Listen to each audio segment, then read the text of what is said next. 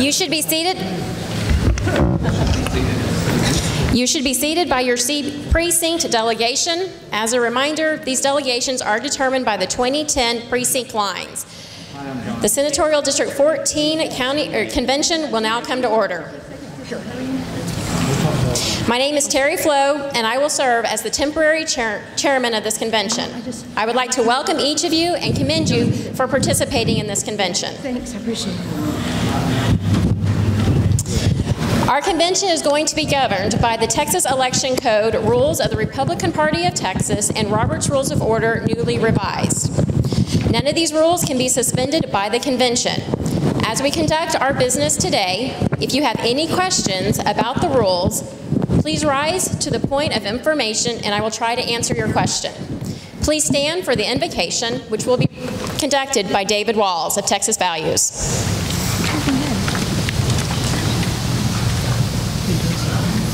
All right, let us pray. Dear Heavenly Father, we thank you for this day today that you have made. We thank you for the delegates here, the men and women that have given up their time on a weekend, Father. We just thank you for their willingness to serve in our state of Texas. Father, we thank you for the freedom that we have, and we know that with freedom comes great responsibility, and that you've put Texas in a unique position. And so we humbly come before you today and ask that everything that goes on at this meeting, Father, would be uplifting to you.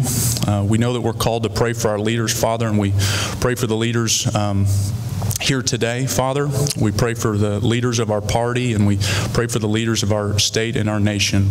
We pray specifically, Father, for wisdom and discernment and courage for the delegates here today. We pray for our party platform, Father, that it would be honoring to you, Father, that it would protect life, protect religious liberty, fiscal responsibility, the values that we all hold, Father, that it would protect liberty for all. Again, we acknowledge you here today in this place. We thank you for your grace that you've shown to us, and we pray again that everything here today would be honoring to you. We pray all these things in Christ's name. Amen.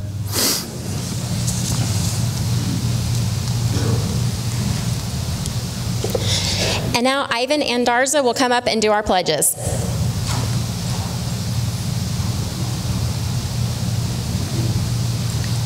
Good morning. Please follow me in the pledge to our national flag.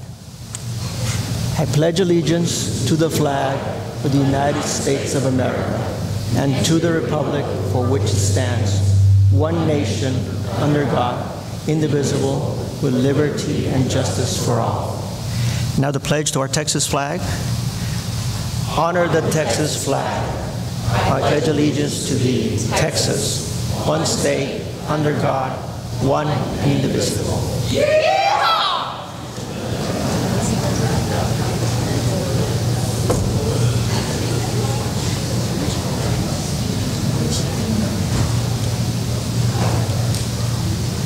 I saw her. Davita, wave. There you are. Can you come up here, please?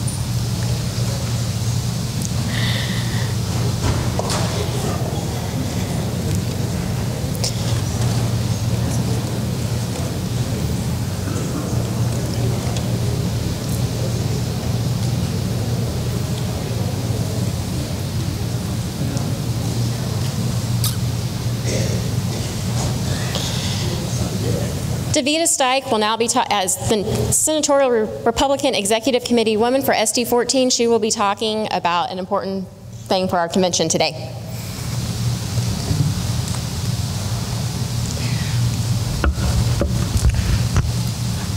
Okay, I'll step up here too. Wow, I don't know about that. Good morning, everyone.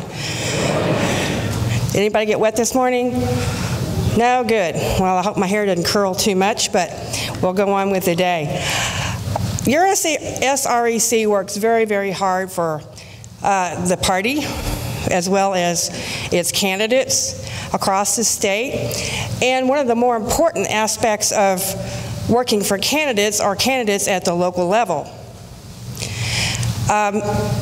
There is a committee on the SREC that is the Candidates Resource Committee, which targets local races, not the big high-profile races like the statewide or the House districts, Senate districts, or senators. but on people like Mike McNamara, who's running for county judge here. Stand up, Mike, wave. Where are you? Somewhere. Vic Vaught, who ran for county clerk. Those kinds of offices. 2 years ago, the CRC spent close to $150,000 on these lower down ballot races to help fund those local races that start the transformation of communities from the bottom up. And that's who we are as a party, and how we see growth absolutely in the Republican Party. So on your seats there, you'll have an envelope like this. Each of your SREC members are kind of on the dole for $1,000 a year that we are asked to raise for this committee specifically. It goes nowhere except to that committee, and I cannot say with certainty that 100% of it goes to candidates, but if not 99%, other than whatever administrative costs for sending a check, that kind of thing. All this money goes directly to these candidates. And so if it's $5, if it's $10, if it's $25, that would help these candidates. It would help your SRECs not have to write a check. But can I eat this? Yes. Awesome. My favorite. There are also opportunities, if you would fill that out, and shortly someone will be around with a very patriotic-looking chicken bucket to pick that up if you have the opportunity to do that. Please be sure and complete it completely, because it does go into a political action committee fund. Full disclosure is always necessary for those kinds of contributions. Now, I also want to talk about another thing that your party is doing to help keep it healthy, and that is the Grassroots Club. Is there anybody? How many of you belong to the Grassroots Club? I want you to know that Travis County was among the highest participants in that. Many of you have not been able or did not know that you needed to renew your membership. They've moved over to a different company that provides a platform for the contributions and that sort of thing. It's $8.25 a month. This provides a foundational financial stability for the party. If you might remember a few years ago when Chairman Ministeri became the chairman, we were close to $700,000 in debt. That very quickly was turned over due to his leadership. But when we don't have someone who is as ambitious as Steve Ministeri, or we fall on hard times, this will provide a platform to keep our staff and our offices running. $8.25 a month on a credit card, or you can simply write a check for $100 for the whole year. That also excludes you from telemarketers calling you. They will take you off that list and you won't receive any calls. Also, if you're a member of the Grassroots Club, and to become a member of that, if you will go to TexasGOP.org/Grassroots Club, or just Google Grassroots Club of Texas, and you will go to a page where you can sign up. It's totally secure. But if you're a member of that, the block of hotel rooms for state delegates will be released first to them. They get first choice. They've also had some exclusive conference calls with Rand Paul, Senator Cruz the other night. He provided an open mic, so to speak, and questions on a very private phone call for just those members. I'm not sure of the event, but there will be a special event at the convention for those Grassroots Club members. So I would definitely encourage you to go to the Grassroots Club and join that. Especially if you think you're a member, just go check to see if you are, and that will show up. Thirdly, volunteers. Many of you will, If you're not a delegate or you don't want to be a delegate but you still want to go and participate, we're going to need lots of volunteers. Terry, did we have a volunteer sheet on the... I'm not going to stand on this thing. That's hurting my feet. Do we have a volunteer sheet on the seats? There was a volunteer sheet in the sign-in area when they came into registration. Oh, okay. There was a volunteer sign-up sheet at registration, and if you missed that opportunity, maybe at some point during the day you can think about that. If you have children or teenagers that want to go and be pages, that sort of thing, that's something that's always welcomed. And I know the Grassroots Club is going to be looking for volunteers to man those booths. They'll have opportunities there for people to sign up there, as well as any other number of opportunities for volunteer registration, that sort of thing. It's going to be a great convention. You know they're going to have a straw poll on Saturday. The list of attendees continues to grow. I think it's going to be an exciting time. If you pay your registration fees for the convention as a delegate or an alternate, that also will satisfy fees to the straw poll. You can do one or the other, or if you're a delegate, you can do both on that same fee. I want to thank you all as your SREC member for continuing to send me back. I have one last term if you should so desire to send me back. I've enjoyed serving. It's been a very interesting last 6 years, and this would be my last term. Randy has been an awesome SREC member to work with, and I appreciate him very much and his hard work here in this convention.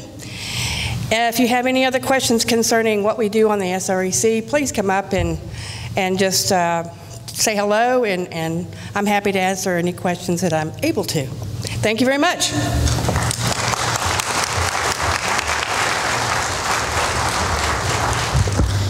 And now we will have a welcome message from Senator Ted Cruz.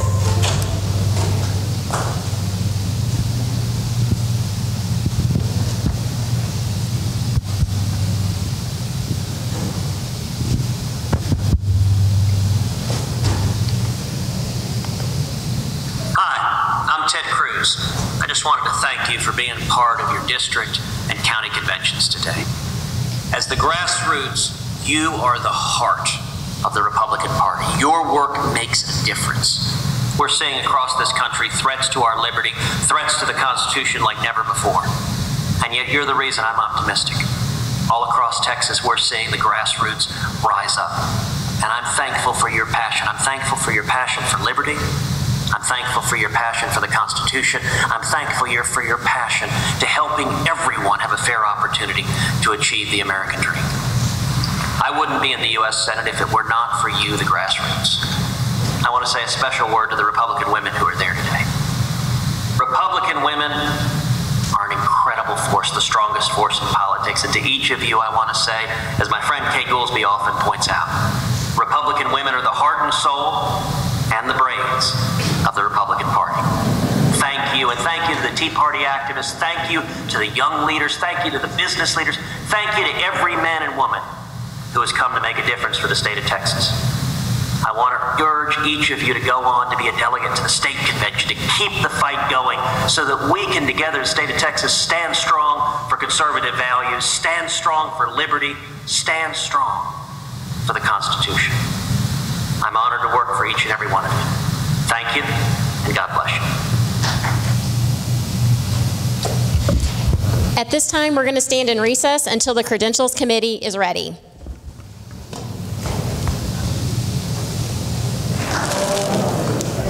So Will up here asked me if we should start playing Hail to the Chief when Rosemary is coming up on stage. Y'all give her a huge standing ovation, please.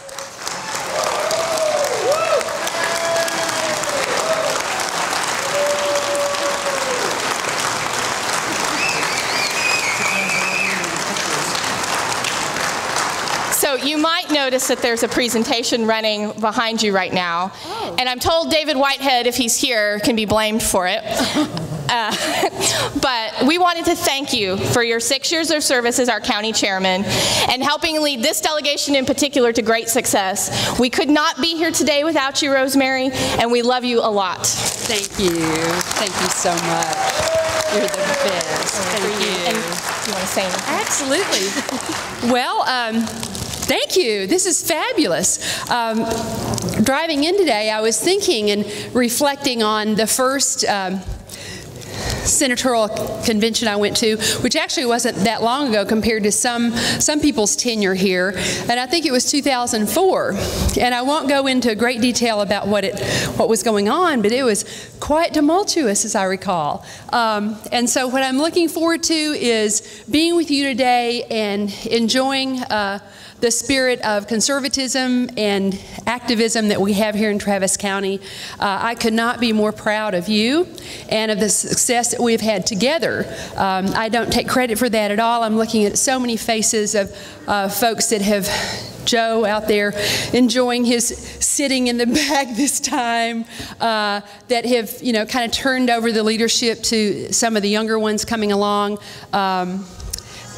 We've got a lot to be proud of, and we have miles to go as well under James Dickey's leadership. So I thank you from the bottom of my heart for standing strong for conservative principles and working together. We have lots more good times to have together, and it's been my privilege to serve you. Thank you.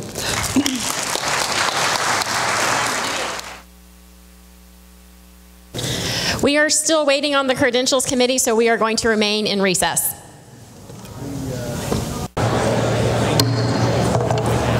I call Senatorial District 14 Convention back to order. Please be seated. At this time, I'm going to appoint the following temporary officers. The temporary Sergeant at Arms is Glenn Hertenberger. The temporary Secretary is Will Lutz. And the temporary parliamentarian is David Duncan. These officers shall serve until the permanent convention chair is elected. In accordance with the rules of the Republican Party of Texas, I have appointed temporary committees for our convention. The committee chairs are as follows. Mark DeYoung is temporary Credentials Committee Chair. Randy Samuelson is temporary Rules Committee Chair. Peggy Bauer is the Permanent Organization Committee Chair. Julie Drenner is the Temporary Resolutions Committee Chair. And Robert Shirley is the Temporary Nominations Committee Chair. The agenda for our meeting is set forth by the rules of the Republican Party of Texas, and the order of business will be as follows. We're going to do the report, we're going to do the roll call of the temporary roll of delegates at this time. Mr. Secretary, will you please come forward and do the roll call?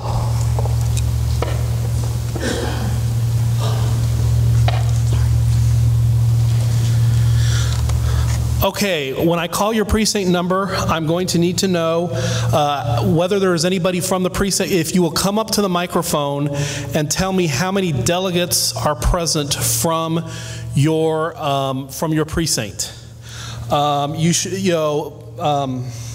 So I'm going to start calling precincts, and I'll call them in numerical order. And if you could tell me how many delegates are present from your precinct, that would be greatly appreciated. If there are any alternates and you have less than the full strength of your delegation represented, then you should seat those alternates. Are there any questions? Precinct 101. One delegate present. Precinct 101, one delegate present. Precinct 102. You might want to line up because I'm going to do this in numerical order. Probably be quicker if you do that. Thank you. Yeah. Precinct number 102. Last call. They're not here. Precinct number 103. Precinct 103. 7 present. Precinct number 103 reports 7 delegates present. Precinct number 104. Precinct number 104, last call. Precinct number 105. We have 5 delegates present. Precinct number 105 has 5 delegates present. Precinct number 106. We have 6 delegates present. Precinct number 106 has 6 delegates present. Precinct number 107. Precinct number 107, last call. Precinct number 108. Precinct number 108, last call. Precinct number 109. 109 has 2 delegates present. Precinct number 109 has 2 delegates present. Precinct number 110. Precinct 110 has 4 delegates present. Precinct number 110 has 4 delegates present. Precinct 111. Is there anybody else other than me here from Precinct 111? Precinct 111 has 1 delegate present. Precinct 112. Last call, Precinct 112. Precinct 113. Last call, Precinct 113. Precinct 114. Precinct 115. Precinct 116. Precinct 117. Precinct 118. Precinct 118 has 1 delegate and 1 alternate present. According to our spreadsheet, you have a voting strength of 2. You should see the alternate. So you would have 2 delegates present. 2 delegates. Thank you. Precinct number 119. Point of order? There's a point of order. Yes, what would that be? Oh, on the sheet that I have here, for, what was it, precinct, was it 117 or 16? Yes. What was his precinct? 118. 118. On my sheet, it shows delegates to the district convention as being 1, not 2. Okay, we're going to double check that real quick here. Okay, thank you.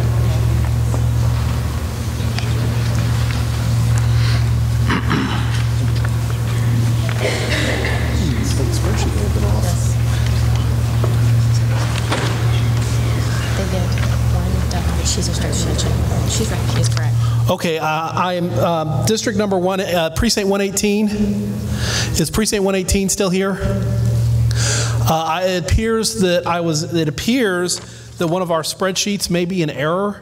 They presented a spreadsheet to us that says you only have a voting strength of 1. We're going to double check that, but for now, I'm going to record you as having 1 delegate, and we're going to double check that. I'll just put an asterisk next to that. So we'll come back to that. We appreciate your point of order, and like I said, we're going to research that some more before we do a final count. This was taken straight from the state party website. Precinct number 119. Precinct 119. Precinct 120. Precinct 120. Precinct 121. Precinct 121. Precinct 122. Precinct 122. Precinct 123. Precinct 123 has 5 delegates present. Precinct 123 has 5 delegates present. Precinct 124. Just move this up here just a minute. Precinct 124. Precinct 125. Precinct 125. Precinct 126. Precinct 127. Precinct 128. Precinct 129. Precinct 130. Precinct 130 has 1 delegate present. Precinct 130 has 1 delegate present. Precinct 131. Precinct 132. Precinct 133. Precinct 134. Precinct 135. The fight in 135th announces that we have 3 solid delegates seated. Precinct 135 has 3 delegates present. Precinct 136. 136 has 2 delegates present. Precinct 136 has 2 delegates present. Precinct 137. Precinct 137 has 2 delegates present. Precinct 137 has 2 delegates present. Precinct 139. Precinct 140. Precinct 141. Precinct 142. Precinct 145. Precinct 145 has 1 delegate present. Precinct 145 has 1 delegate present. Just hold on just a minute.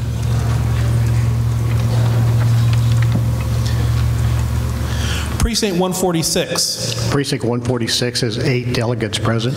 Precinct 146 has 8 delegates present. Precinct 148. Precinct 148 has 1 delegate present. Precinct 148 has 1 delegate present. Precinct 149. Precinct 149 has 1 delegate present. Precinct 149 has 1 delegate present. Precinct 150. Precinct 150 has 3 delegates present. Precinct 150 has 3 delegates present. Precinct 151. Precinct 151 has 1 delegate present. Precinct 151 has 1 delegate present. Precinct 152. Precinct 153.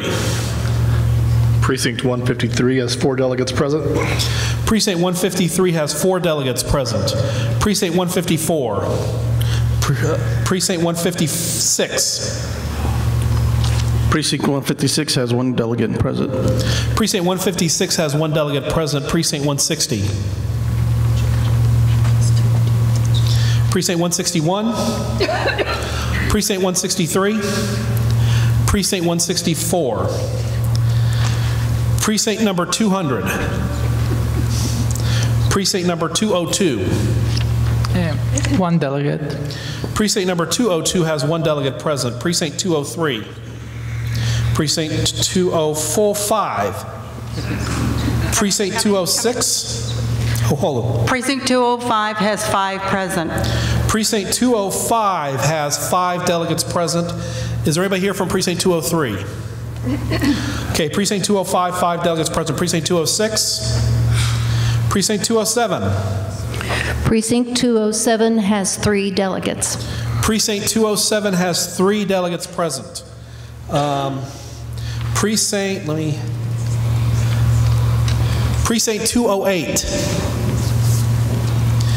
Precinct 209.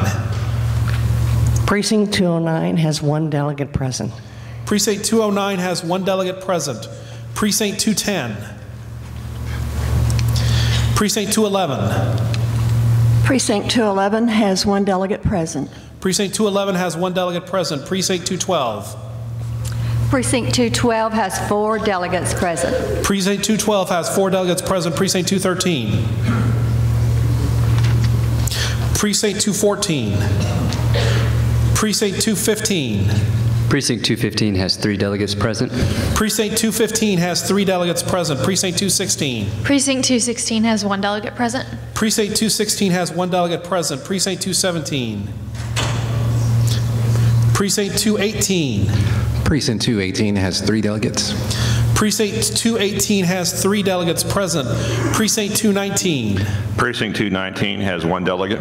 Precinct 219 has 1 delegate present. Precinct 220. 220 has 3 delegates. Precinct 220 has 3 delegates present. Precinct 221. Precinct 221. Precinct 222.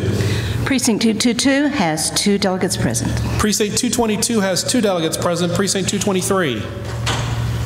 Precinct 224. Precinct 225. 1 delegate present. Precinct 225 has 1 delegate present. Precinct 226.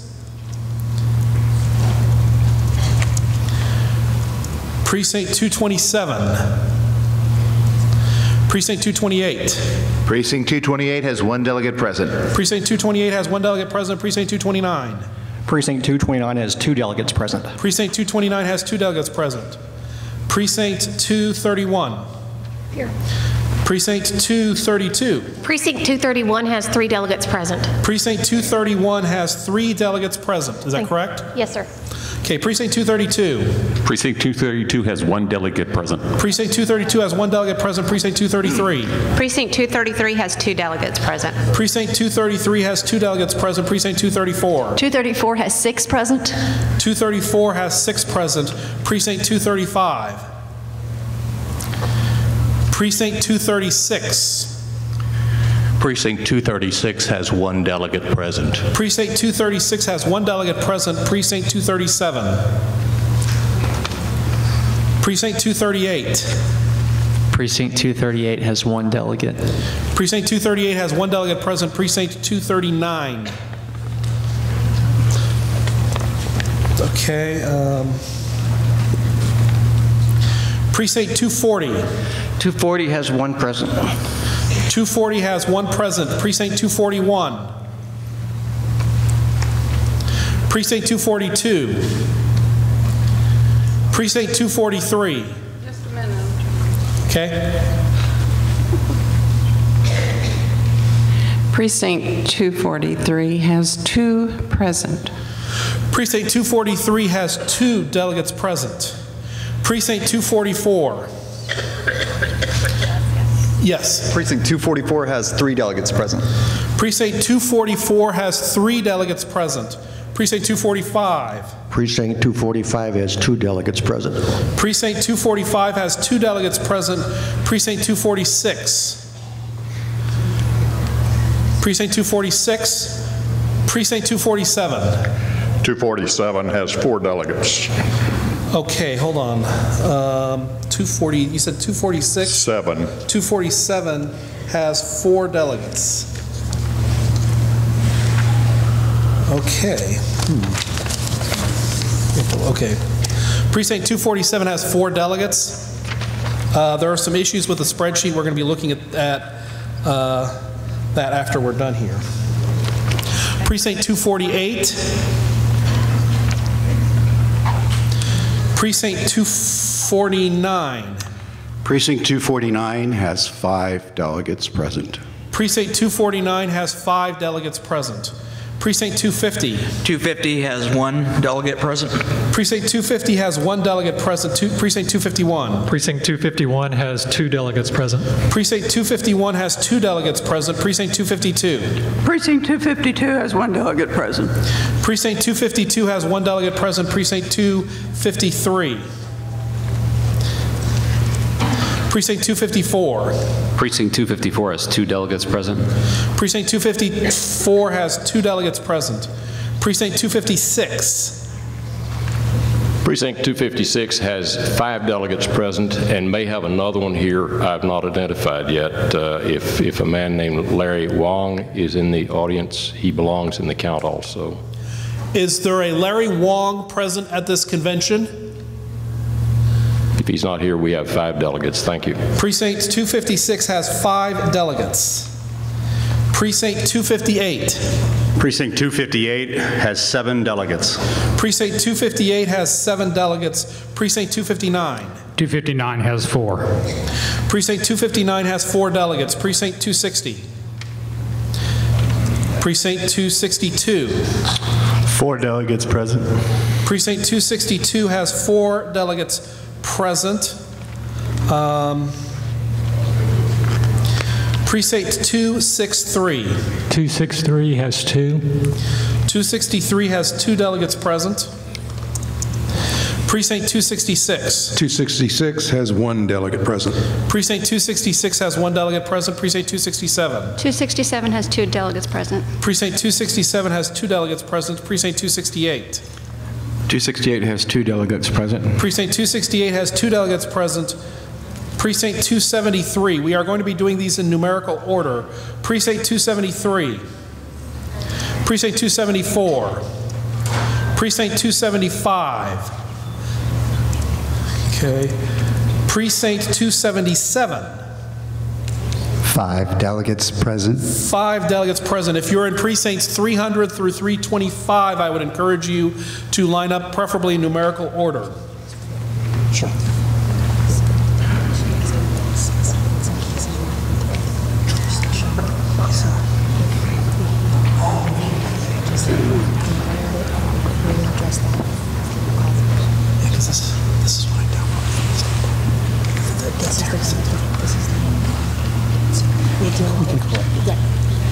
I'm just getting the accurate number of delegates now because this number can be correct. Right. Okay, I'm sorry about that. Precinct, I believe we were in Precinct 301. Precinct 301, 2 delegates present. Precinct 301, 2 delegates present. Precinct 305. Precinct 307. Precinct 307 has 1 delegate present. Precinct 307 has 1 delegate present. Precinct 309. Precinct 309 has 1 delegate present. Precinct 309 has 1 delegate present. Precinct 311. Precinct 313. Precinct 317. Precinct 317 has 2 delegates present. Precinct 317 has 2 delegates present. Precinct 318. Precinct 321. Precinct 323. 323, 1 delegate. Precinct 323 has 1 delegate present. Precinct 325. Precinct 326. 4 delegates. Precinct 326 has 4 delegates present. Precinct 327. Precinct 327 has 6. Precinct 327 has 6 delegates present. Precinct 328. 328 has 1 delegate present. Precinct 328 has 1 delegate present. Precinct 329. Precinct 329 has 2 delegates. Precinct 329 has 2 delegates present. Precinct 330. Precinct 330 has 2 delegates. Precinct 330 has 2 delegates present. Precinct 331. 331 has 7 delegates. Precinct 331 has 7 delegates present. Precinct 332. 332. Precinct 333. Precinct 333 has 2 delegates present. Precinct 333 has 2 delegates present. Precinct 334. Precinct 334 has 8 delegates present. Precinct 334 has 8 delegates present. Precinct 335. Precinct 336. Precinct 336 has 1 delegate present. Precinct 336 has 1 delegate present. Precinct 337. Precinct 337 has 2. Precinct 337 has 2 delegates present. Precinct 338. Precinct 338 has 2 delegates. Precinct 338 has 2 delegates present. Precinct 339.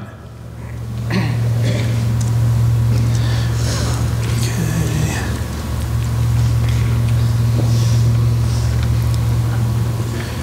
Precinct 340. Precinct 341. Precinct 342. 342, 1. Precinct 342 has 1 delegate present. Precinct 343. Precinct 344. 344 has 4 delegates. Precinct 344 has 4 delegates. Precinct 345. Precinct 347. Precinct 350. What? I'm sorry? Precinct 347 has 6 delegates. Precinct 347 has 6 delegates present. Precinct 350. Precinct 351. 1. Precinct 351 has 1 delegate present. Hold on just a minute here. Precinct 352. Precinct 352 has 4 delegates. Precinct 352 has 4 delegates present. Precinct 354. 354 has 1. Precinct 354 has 1 delegate present. Precinct 356. 356 has 1 delegate present. Precinct 356 has 1 delegate present. Precinct 357. 357 has 1 delegate present. Precinct 357 has 1 delegate present. Precinct 358. 358 has 2 delegates present with a voting strength of 23. Precinct 358 has 2 delegates present. Precinct 360.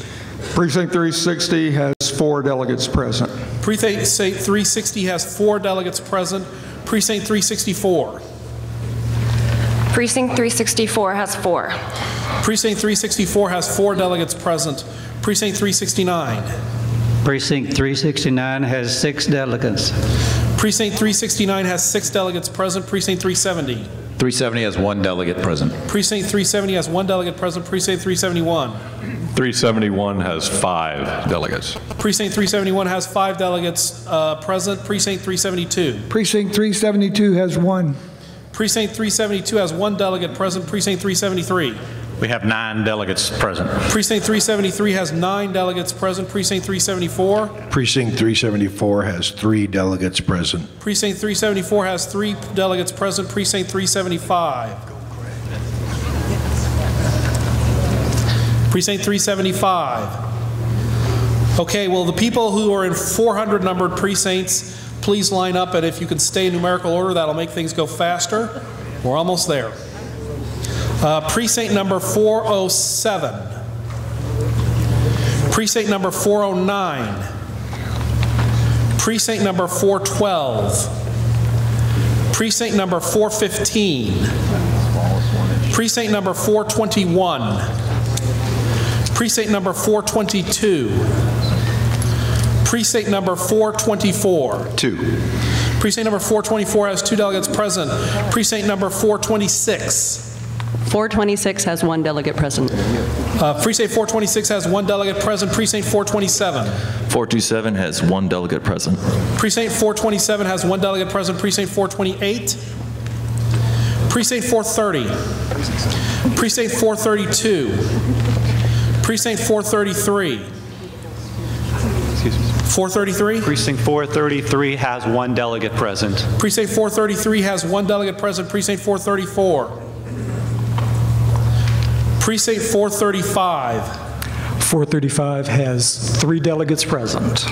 Precinct 435 has 3 delegates present. Precinct 436. Precinct 437. Precinct 438. Precinct 439. 2 delegates present. Precinct 439 has 2 delegates present. Precinct 442. Precinct 444. Precinct 454. Precinct 458. 458 has 2 delegates present. 458 has 2 delegates present. Precinct 460. Precinct 461. Is there, yes? 461 has 1 person present. Precinct 461 has 1 delegate present. Is there any precinct number that I did not call who is represented here today? Okay, it is very important if your precinct has not, if your precinct is represented here and someone from your precinct has not spoken from this microphone and checked in with us, it is very important that you do so now, because otherwise your precinct will not be included in the voting strength for this convention. Okay, go ahead. Help me on that.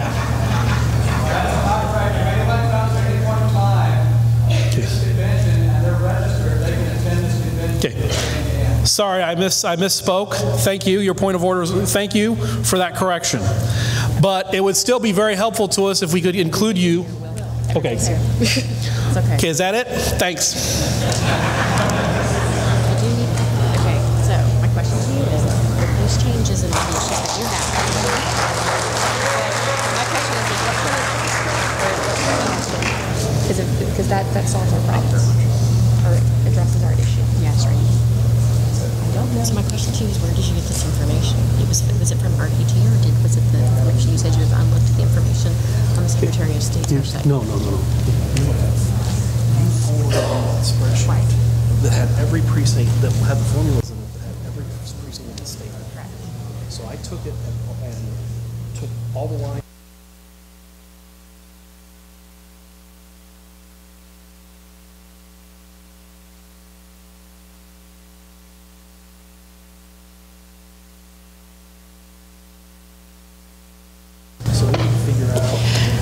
Would Randy Samuelson please come to the stage? Do you have a point of information, sir? Or, yes. The voting strength of 118. We're looking into that. Hold, one moment. Do you have a question, sir? Yes, Don Zimmerman, Precinct 334. I'd like to be recognized for point of inquiry. Okay, what is your point of inquiry? The question is, on the chart that we have here on the spreadsheet, there's a shaded area under credentialed.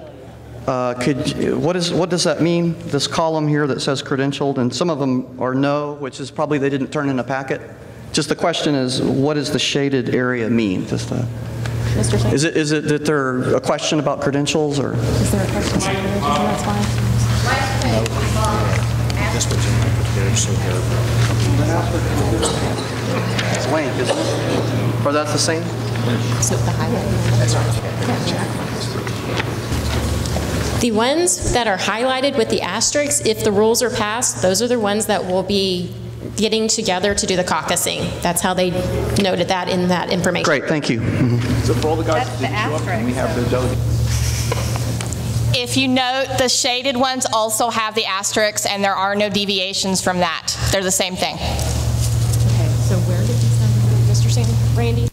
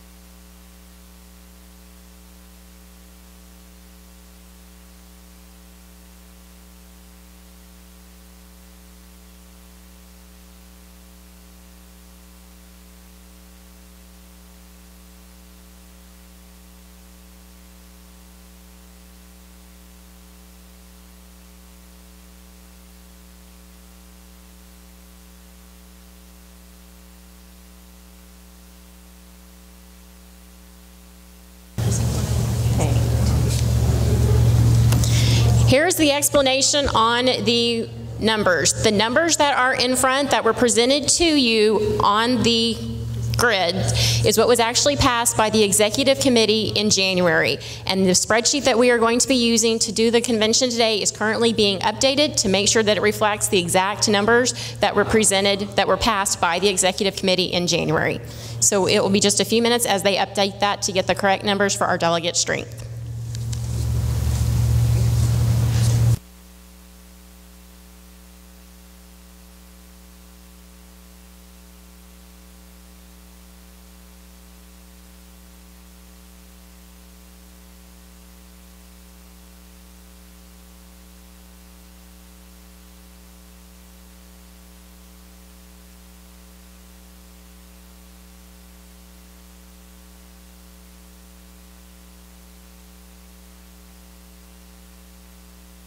As the spreadsheet is being updated, we will be in recess for 10 minutes.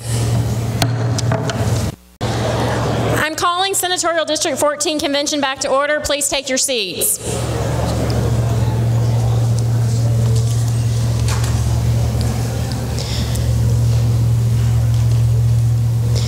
There is one correction, an attendance correction that needs to be made. Precinct 342 reported 1 delegate present. They actually have no credentialed delegates present. Now the roll has been taken. The secretary will announce the results.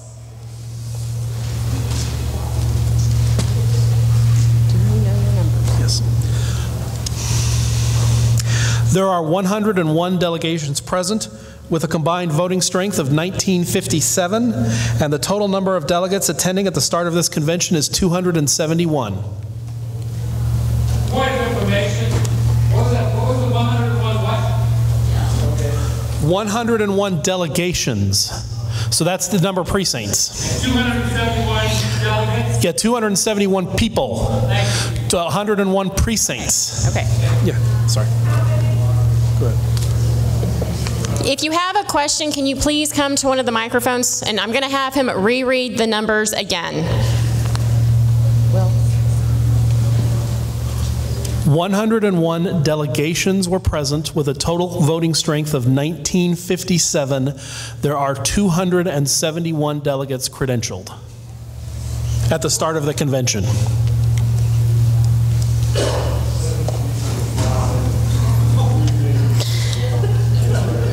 Okay. The precinct delegation leaders will now seat alternates for the absent delegates. Alternates may only be seated for delegates from the same precinct. Yes, sir. Strength, please. Precinct 118? You can seat your alternate delegate. No, you can't. I'm sorry. Is that what your question was? You have one.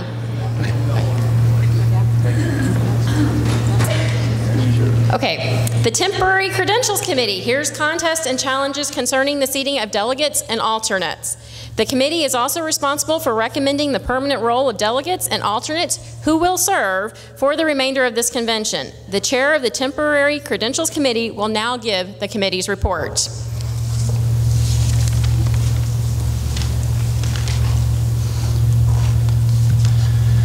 Madam Chair, the Temporary Credentials Committee met to hear all contests made against these delegates, and alternates. No contests were filed.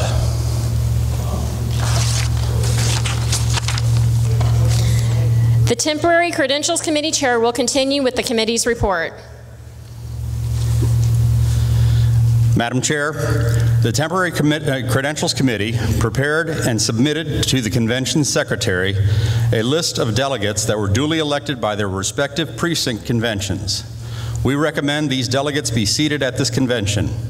By direction of the committee, I move adoption of the Temporary Credentials Committee report.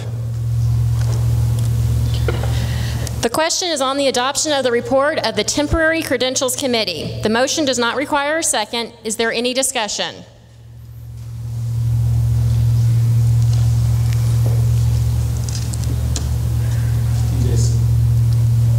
Oh, there we go. TJ Scott, Precinct 358. Point of information. He said there was no nothing contested. It appeared to me from looking from the outside in, there was a whole lot of consternation and contesting going on at the meetings prior all last week. Also, are we going to go, is the committee going to go through and say this person requested to be a delegate, but they were not allowed to be a delegate?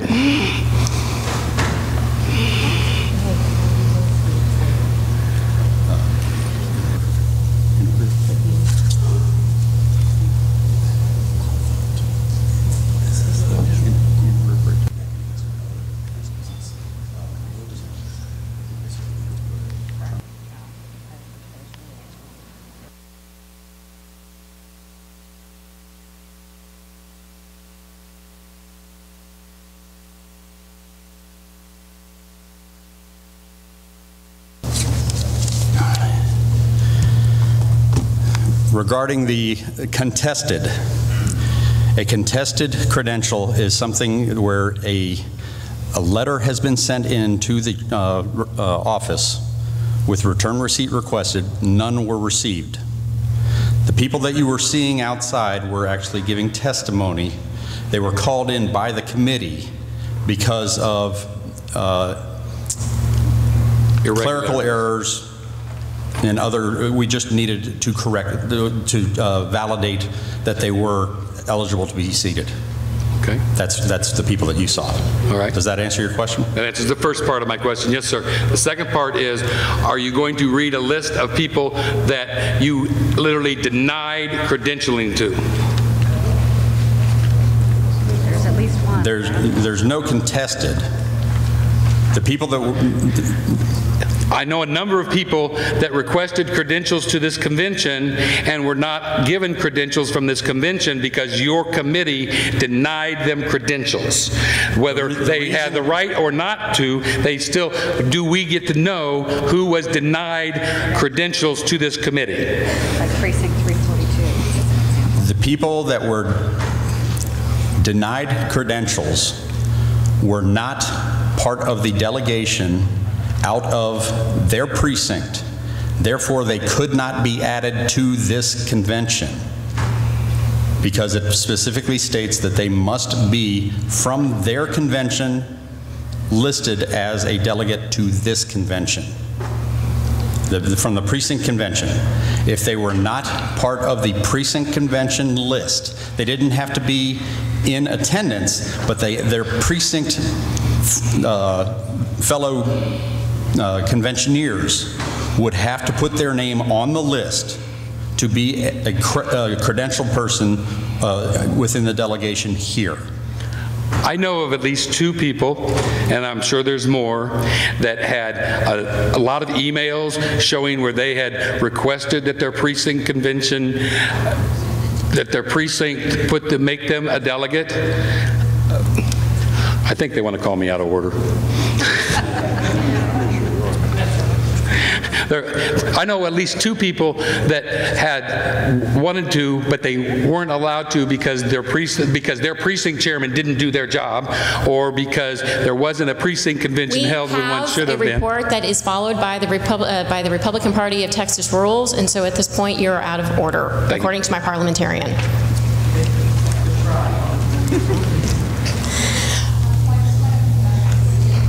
Yes, ma'am. Hold on one second. Can we turn the mic on? Thank you. Can you say it? Speak again. Yeah, I'm sorry. Lisa Mallory, Precinct 244. Could you let me know why the person who was previously reported for Precinct 342 is now being claimed as uncredentialed?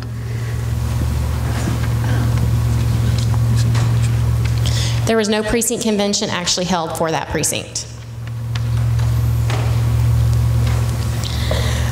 All those in favor of adopting the report of the Temporary Credentials Committee, say aye. Aye. All those opposed, say no. No. The ayes have it. The report of the Temporary Credentials Committee has been adopted. I would like to thank the committee for their work in preparing this report.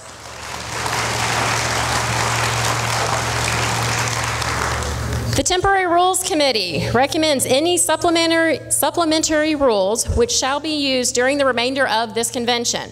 These rules may include such items as time limits for speeches, length of debate, method of state delegate and alternate selection, etc. The Temporary Rules Committee Chair will now give the committee's report. Randy Samuelson.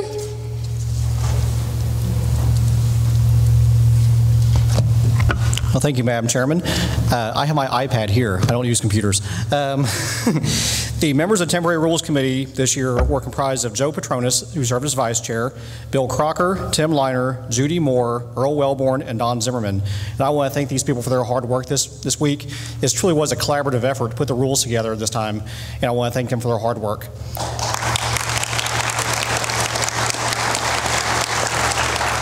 And as Terry mentioned, we were able to adopt supplemental rules for this convention to determine some of our processes, such as time limits for debate, those speaking for and against a resolution or a motion, and also for the rules that govern the caucusing method for delegate selection. I want to focus most of my efforts on that portion of it. Our main goals with the rules this year were to ensure we have a fair delegate selection process, have an open and transparent process, so we can focus our energy and attention on the platform. Our committee met twice this week, and on Thursday we adopted the Temporary Rules Committee report. And the rules we developed, the first 4 should be pretty self-explanatory. The limits the number of speakers in debate, 3 for and 3 against. And this follows the standing rules we have at our Travis County Executive Committee meetings. Each speaker will have a 3-minute time limit in debate, and this also follows the standing rules in our Executive Committee meetings. The rules will prohibit noisemakers from the floor, and we also ask you please silence your cell phone ringers or make phone calls from the lobby or in the parking lot if you have to make an emergency phone call. And then resolutions are presented through our committee report in the Permanent Resolutions Committee or through a resolution presented on the floor that has written support of at least 1/10 of the precincts represented. The big rule is the delegate selection process. In Travis County, we have a delegate selection process that operates in partnership between precinct caucusing and the nominations committee. And we have sought to find a balance point between these two once again this year. This year's precinct caucusing rule will allow precincts to caucus if you have, it's 1 state delegate per precinct for every 400 votes that Rick Perry received in 2010 general election. So that means if you have less than 200 votes to Rick Perry, you're not going to be able to caucus. If you have more than 200 votes to Rick Perry, then you get a fraction thereof for a number of state delegates. And you can please reference the spreadsheet that was handed out as well, the table that will show which precincts have the ability to caucus to select state delegates automatically, and then and how many delegates and alternates you get in that process. And also unique to this year's caucusing rule is we are allowing for joint caucusing. So those precincts that have less than 200 votes for Rick Perry in 2010 can joint caucus with other precincts within the same county commissioner court precinct. So that would be the 100s get grouped together that do not get a delegate selection. So those precincts will be in that grouping. So Group 1 is in County Commissioner Court Precinct number 1, which includes precincts 104, 118, 130, 132, 149, 151, 152, and 164. These precincts can joint caucus to select a number of delegates together based on the same ratio we used before that are also listed within the table. And Group 2 is County Commissioner Court Precinct number 2, which includes precincts number 202, 209, 211, 216, 240, 266, 268, 274, and 275. Group 3 is in County Commissioner Court Precinct 3, which includes precinct numbers 332, 340, 356, and 357. And Group 4 is in County Commissioner Court Precinct 4, which includes precinct numbers 409, 424, 426, 427, 433, and 439. And that's based on the precincts we actually have here representing us today.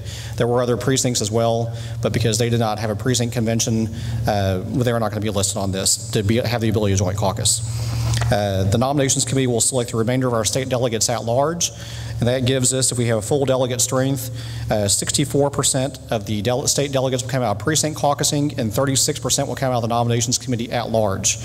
And that was the balance point that we established within the committee. So on behalf of the Temporary Rules Committee, I move adoption of the report.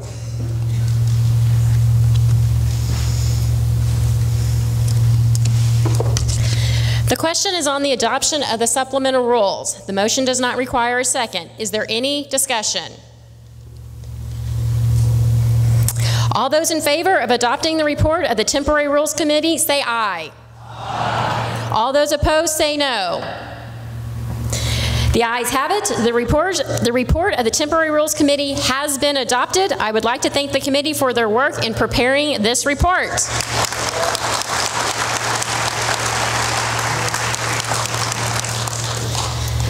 We're now going to move on to the Permanent Organization Committee. This committee recommends the permanent officers who will be voted on and preside over the remainder of the convention. The committee will only recommend individuals who are delegates currently in attendance at this convention. The chair of the Permanent Organization Committee will now give the committee's report. The Permanent Organization Committee is composed of Ben Linus, Michelle Samuelson, and myself, Peggy Bauer. Madam Chair, by direction of the Permanent Organization Committee, I move the election of Terry Flo as Permanent Convention Chairman.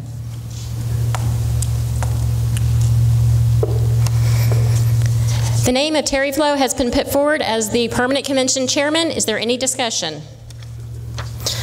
All those in favor? Oh, yes. That person come forward and give some kind of explanation. All those in favor say aye. Aye. All those opposed? The ayes have it. Terry Flo is now the Permanent Convention Chairman. I'm going to turn it back over to the organization chair. Madam Chair, at the direction of the Permanent Organization Committee, I would like to move that we elect William Lutz as the Permanent Convention Secretary. All those in favor say aye. Aye. All those opposed say no. Will Lutz has been appointed Permanent Secretary of the Convention.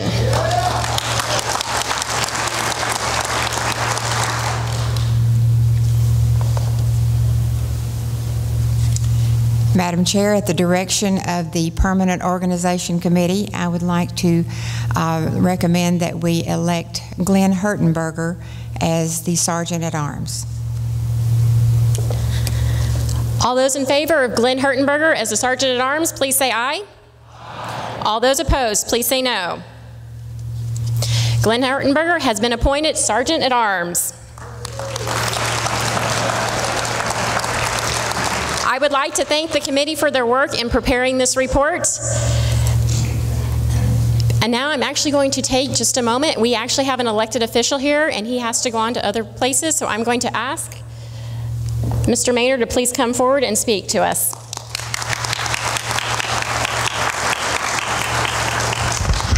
Or you can leave that stool right out there. So it's great to be here in Travis County. I tell you that, I have the opportunity. The State Board of Education district runs in 18 counties, and I have half of Travis County. And I have come to just really deeply respect the work that y'all do here in what is currently one of the deepest berry blue counties in the state of Texas. But ladies and gentlemen, with every passing day, take a step toward turning it red. Amen. I am Tom Maynard. I'm your representative of, I think for most of you, on the State Board of Education. The State Board of Education has 15 members. And that means that each one of us represents about 1.8 million people. In my district, I started this morning in Burnett County. I've been to Williamson. I'm here. I'm going on to Bastrop. I'm going to go to Milam. My district runs all the way out, if you know where Fairfield, Texas is, and Freestone County. I also have Waller County. And so we have to cover a lot of ground today. But the State Board of Education does the work for the 5 million public school children in the state of Texas that go to school on the 1,227 ISDs and charter schools scattered across the state of Texas. What we do is we determine what is taught. You know, we don't have any jurisdiction over how it is taught, but we determine what is taught, the essential knowledge and skills. We do textbook adoption. We do graduation plans. We work on actually the high school equivalency, currently the GED, and we're working on that right now. And one of the things that we do is we manage the permanent school fund. Now, the permanent school fund is a Texas treasure. A lot of people don't really understand the permanent school fund, but in 1850, when we ceded a piece of our territory to the United States, we got $10 million. And the people that were there, our founders, our early founders, thought that it was important enough that they wanted to set aside $2 million of that for the Children's Fund, for education. Unfortunately, we turned around and invested that in Confederate war bonds. So far, those have not been a good investment. But in 1876, the framers of the 1876 Constitution deemed it prudent to designate certain lands in this state as public school lands. And the sale of those is what started the permanent school fund. In 1960, we won a lawsuit concerning the ownership of lands off the coastal lands. And as a result of that, through the land office, we get a certain amount of money off of royalties, about $100 million a year, into the permanent school fund, and we invest those. Currently, the permanent school fund is somewhere in the neighborhood of $29 billion. And that is how we fund textbooks, instructional materials, technology, and that is how we guarantee public school bonds in the state of Texas. And it is the second largest endowment of any kind in the United States, only behind the Harvard endowment, second largest one in the United States. One of the things that we just recently finished up on the State Board of Education is the rulemaking for House Bill 5. And many of you are very familiar with that piece of legislation that was probably one of the biggest pieces of legislation to come along probably since House Bill 72 back in 1984.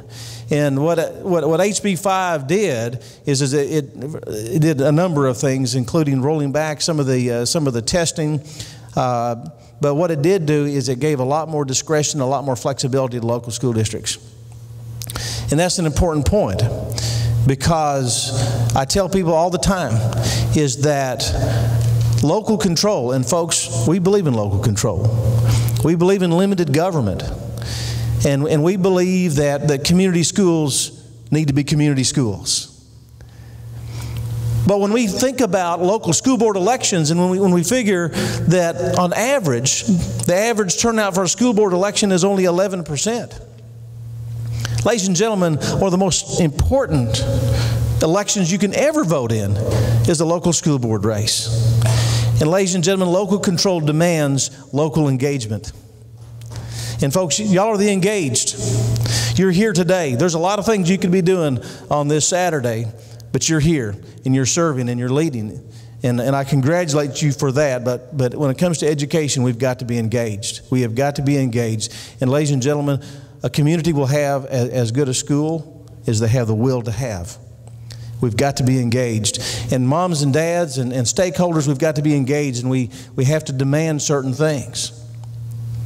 That our schools be transparent about what we teach our kids. There can't be anything behind the shroud. Everything's got to be full disclosure out front. And many of you know that we just went through a big thing with a thing called C-Scope. And the big issue with C-Scope is that a lot of that was just not accessible to moms and dads. And we can't allow that. When I was a member of a local school board, we chose to put our check register online, not because we had to, because it was the right thing to do. And we had nothing to hide. And ladies and gentlemen, anybody could log in and see exactly what we were spending money for. That's the way it ought to be. And when it comes to what is taught to our children, that's exactly the way it ought to be, that nothing is hidden from view. One of the things that I'm pleased to tell you is that Texas will not ever adopt Common Core or any other national curriculum. Ladies and gentlemen, one of the things that is critical is that we must never, ever surrender control of our curriculum to anybody. That is not the role of the federal government. And ladies and gentlemen, our schools would be better if we could get the federal machine out of our public schools. And ladies and gentlemen, there's a lot of wasted motion in our public schools, keep chasing federal mandates, and every time that we get a dime from them, there are all kinds of strings attached to it. And that is not the role of the federal government. I will tell you this, that moving forward, we've got lots of things to work on. One of the things about HB 5 is I think that we have an opportunity to revitalize current technical education, vocational training. And I think that we have an opportunity to create an education that is relevant and rigorous and appropriate for every student. And that said, I will say this, and I'll conclude with this. I know that y'all have lots of work to do. We talk a lot about college and career readiness. And those are really important things, because a young person needs to have the capacity to go out and to compete in a free market economy, to be self-sufficient. I think that all of us are concerned about this sense of entitlement and this culture of dependency that is being fostered by our federal government for political gain. We need to raise up a generation of young people who can stand on their own 2 feet and can compete in a free market economy. But when we look at our Constitution and we look at the constitutional mandate that we have for public education, the framers of the 1876 Constitution, they began like this. It said the diffusion of knowledge being essential for the preservation of the liberties and rights of the people, it shall be the responsibility of the legislature to provide. Ladies and gentlemen, the mandate that's given in our Constitution, first and foremost, is not really necessarily to raise up students to go to college or to have a career. The mandate is to be citizens. To be citizens. Self-government requires that we have young people who love their country and are equipped and prepared for engagement and to lead and to serve in their community and to understand how self-government operates. And if they're not educated, they're not fit for self-government. And we must never lose sight of that, ladies and gentlemen. And I thank you for the opportunity to serve you in the fulfillment of that vital mission and that constitutional mandate. Good luck to all of you, and thank you for the opportunity to speak. And God bless you, and God bless Texas. Thank you so very much. Thank you. And we actually just had one more walk-in, so we're going to let Justice Jeff Rose come up and speak to us now.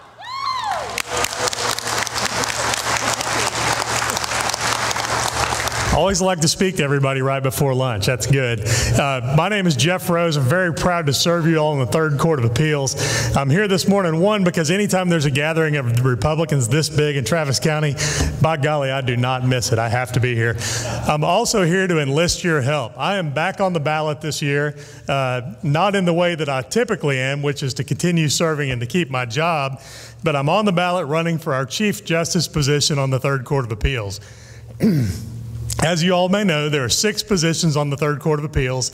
Back in 2012, with y'all's help, we were able to elect David Puryear, myself, Scott Field, and Bob Pemberton back to a 6-year term. The court has 5 Republicans and 1 Democrat. Our 1 remaining Democrat is Woody Jones, and that position is designated as the Chief Justice of the court. The Chief Justice handles the administrative work of the court, make sure that the docket keeps moving, make sure that the right staff is hired and managed appropriately. It's a very important position to keep the business of the court moving, and it's a very busy court. Well, Woody Jones is our lone remaining Democrat, and he's the Chief Justice. He's announced that he's stepping down and will not be running again, and so we wanted to be sure that there wasn't a gap in leadership, and so I've agreed to step up and run for Chief Justice. Thank you. You all may also remember Diane Henson, who formerly served on the court. Scott Field was able to unseat her back in 2010 and 12. Diane is extremely liberal, one of the most liberal judges ever to serve on a court of appeals in Texas, and she has declared on the Democratic side to try to run for Chief Justice. So I felt it was very important that I step up and run so that we can keep the court moving in the right direction, have good, solid leadership. I've always been so happy to be a member of the Travis County community and to be a Republican here. If you recall, I was a district judge. I was the only Republican in the courthouse for several years there, and ran in 2010 as a Republican before being able to go on the Third Court of Appeals. On the Third Court, we have 24 counties to draw from, and so finally we're to the point with growth in the other counties and with conversion in the other counties, but also because of growth in the Republican and conservative voice in Travis County, we are able to have conservatives on that court, and with your help this year, we should be able to take that last seat and make it a 6-0 court. I've been asked several times. Thank you. Asked several times, well, what happens when you win to your current seat? And that's a good question. It's sort of inside baseball, and I don't want to get too complex, but essentially I would move over into that seat, and then the new governor, presumably Governor Abbott, would appoint someone to that seat. So at that point, the court would be 6-0. Travis County, a lot of times we forget how important our conservative voice is. And although on the Third Court, we'd often think, gee, you know, we really need Williamson County or Hayes County or Bells County to help us out and put us over the top. When you look at sheer numbers, the number of votes coming out of Travis County, it's vitally important that we work very hard in Travis County, that we get out the vote, and that we secure every single vote that we can in Travis County. On the Third Court, we fight against voter apathy. We're far down the ballot, and so you all play a vital role as leaders in the community to remind people why these courts are important. These are the courts that hear appeals not only on your civil and criminal cases and normal things that come out of court, but they're also courts, because we're based in Travis County, we hear all of the governmental litigation. If the government is regulating a business and the business needs to fight back, that lawsuit goes to the Third Court of Appeals. If a law is passed and is challenged in court, you know, we know that the Democrats, when they can't do what they want to do at the State House, have now turned to the courthouse. Those challenges often come to the Third Court of Appeals. When things happen at the Railroad Commission, at the TCEQ, those things, when they get appealed, come to the Third Court of Appeals. And so here in Austin, we have a very important court. I appreciate you all helping to convey that, and God bless Travis County and the Republicans here. Thank you all very much. I'm Jeff Rose. Thank you.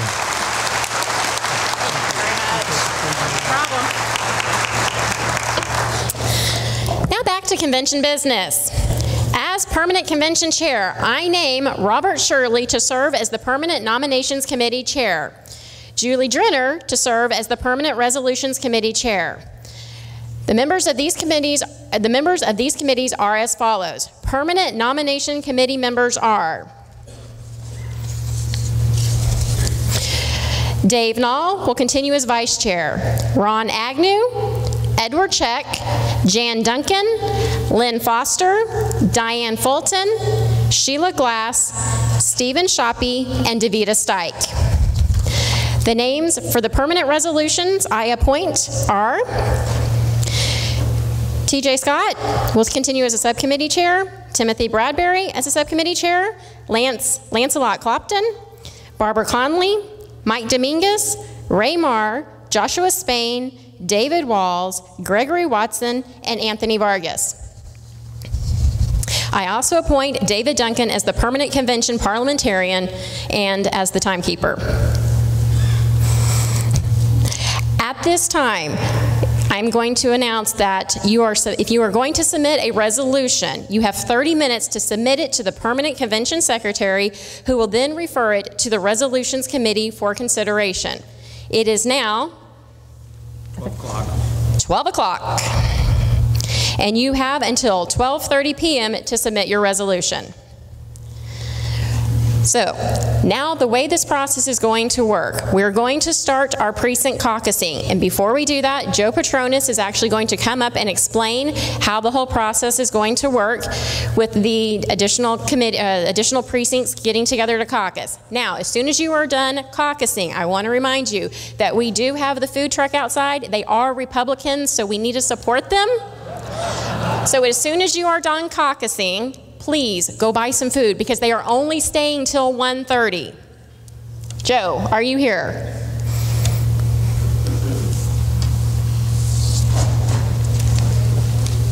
Hi, I'm Joe Petronas. A little about the logistics of the precinct caucusing. So we have 4 stations, 4 computers up. So we have the 100s on this side, the 200s come in the back corner, the 300s, and the 400s on this side. So if everybody can take a look at the spreadsheet that was passed out. If you look at this, so it's all in order by precinct number. So precinct 101, if you look to the second to last column, says state delegates 1 to 400 has 1. So they can elect 1 delegate and 1 alternate out of the precinct caucus.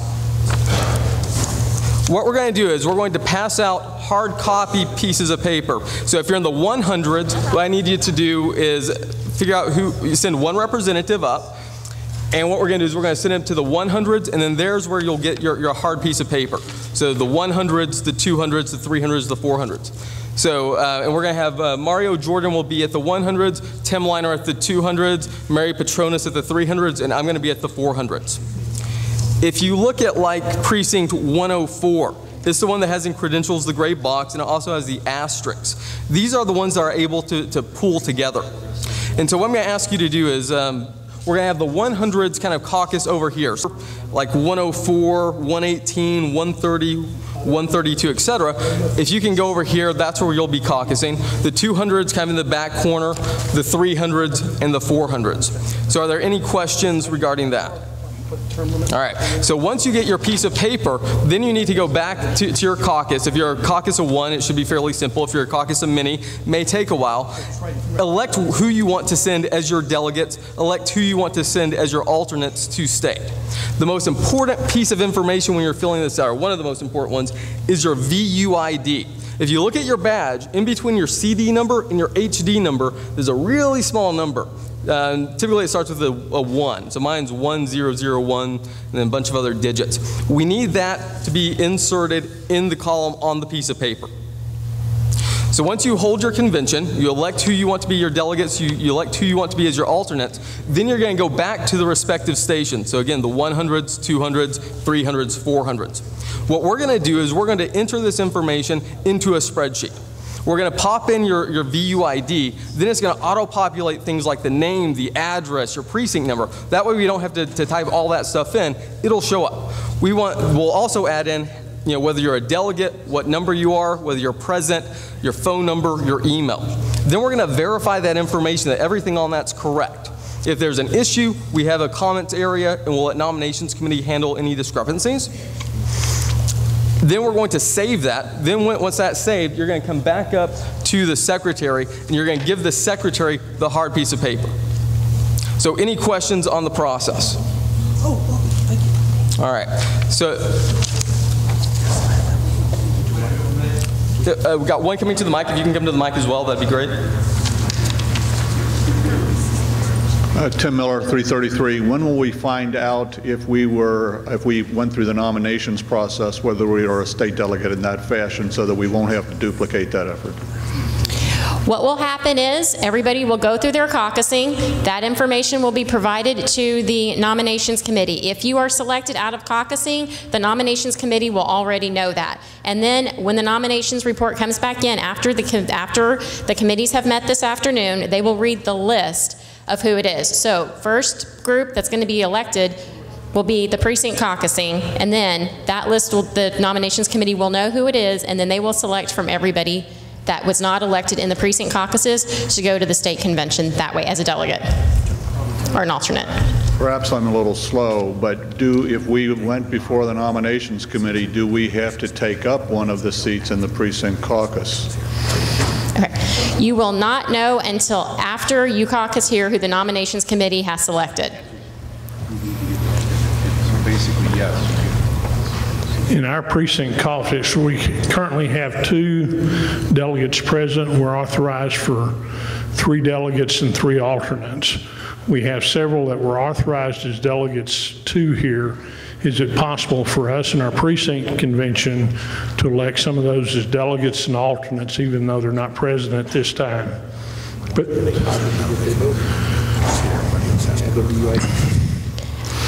the parliamentary's interpretation is that only those that are here can be put on the list of the delegation from your precinct caucuses, and everybody else has to go to the nominations committee.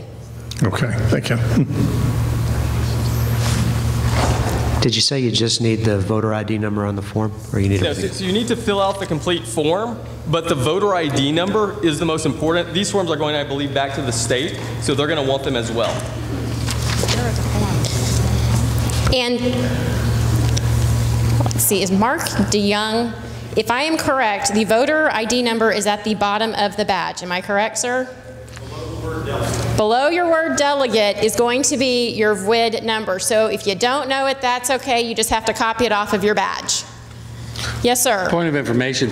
Is somebody going to pay for my hotel up when I go to state? And is somebody going to pay for my food when I go to state? Or do I have to pay for all of that myself? I assure you that the Travis County Republican Party will not be paying for that. So this is, if you're going to be selected, you need to pay for it. You will be paying for it yourself. Yes, ma'am. Yes, point of information. If we have a badge that we filled out ourselves because they didn't make our badge, where do we get our VU ID number? So go see Michelle Samuelson. Okay. Michelle Samuelson can provide you your VU. Go to Michelle Samuelson. If you don't know what your VU ID number is, she can help you with that. Thank you. And yes, ma'am. Where are the forms that we need to fill out? Right. So we're going to go. So what you're going to do is you're going to go to each of the stations. So the 100s, 200s, 300s, 400s. If you can line up in order, because they're kind of in order, that would help us. And then we're going to need to look at your badge and say, okay, you're 215. Here's the form that has 215. Then we're going to give that to you. One other thing to remember in the rules that we just adopted. If you're selected as an alternate from your precinct caucus, the nominations committee has the authority and power to raise you to a delegate, to an at-large delegate, if they so choose. So if you're an alternate and you want to become a delegate, you may want to still go before the nominations committee and let them know that you were selected as an alternate, but you're interested in becoming a full delegate. Yes, sir. Point of information.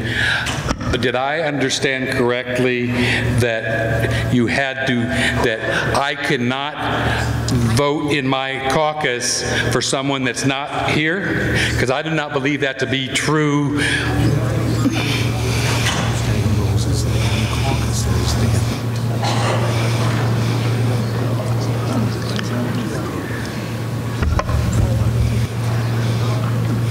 I'm going to verify that. Just one moment.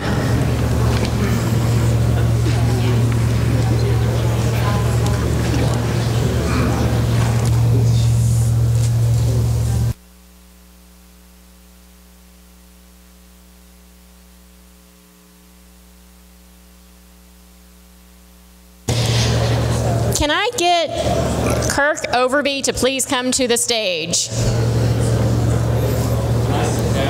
Yes, gonna get you may handled. sit down, Mr. Scott. Kirk Overby, please come to the stage.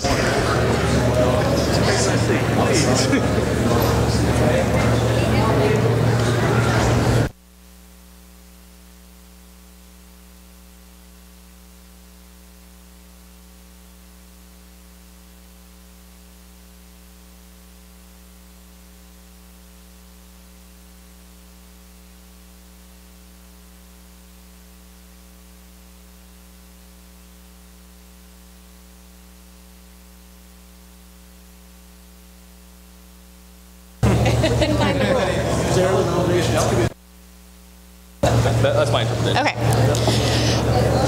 Hold on before everybody leaves. leaves and you start caucusing, I need to make a correction. If somebody is not here, they can be still voted in the delegation to be able to attend the state convention. We stand corrected. Clarification. But they have to be from the precinct, and they have to have voted in the primary. Okay, so I've been asked to repeat it. Yes, if somebody is not in attendance, they had to have voted in the primary, and they have to live in the precinct to be able to be put on that list of delegate from the caucusing to go to the state convention to be selected. Yes. Madam Chairman, 2 people have asked me, where is the convention and what date is it? So would you please repeat that? The convention will be June 5th through the 7th in wonderful Fort Worth, Texas. Okay, at this time, I'm going to recess the convention so that we can do our caucusing and then grab lunch. You have until 1 o'clock, which is going to be about 45 minutes to come back because we have speakers that will be here at that time. The Senatorial District 14 convention is in recess.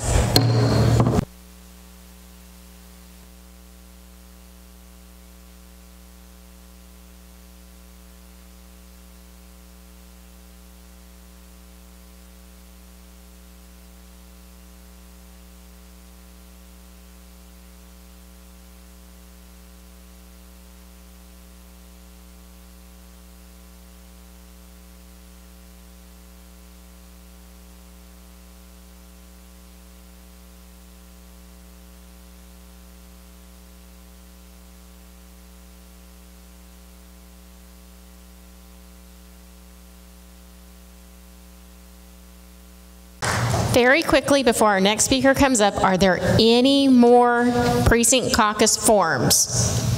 Any more? They're all turned in, right? Okay. We have one coming.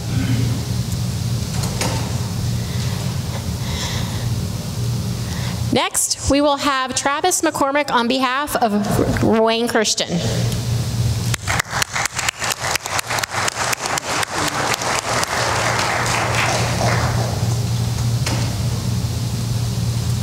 Hi everyone, I'm Travis McCormick and I'm here today to speak on behalf of Wayne Christian, who's running for Railroad Commission.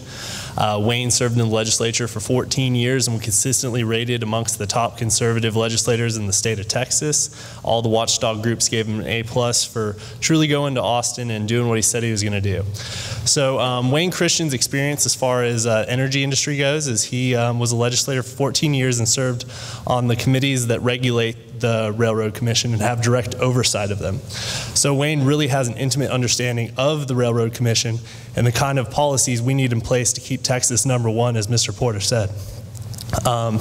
In the Railroad Commission, Wayne will kind of help us, make sure that the people are protected, but that the industry is able to continue to produce and be #1 in the world. With Texas doing 1/3 of all the United States production, it's very imperative that we have someone in there that has a record of standing up for free markets and free enterprise. So that's why I'm supporting Wayne Christian. So far in this race, we've been endorsed by over 250 of the state's leading conservative leaders. In the primary, we were fortunate to get within 7 points of a direct victory, spending 1/4 the dollars of our opponent. So it was truly a grassroots success, and I'm thankful to all of y'all that helped us so far. We just need to get over the final hump and finish this thing in May. Thank you.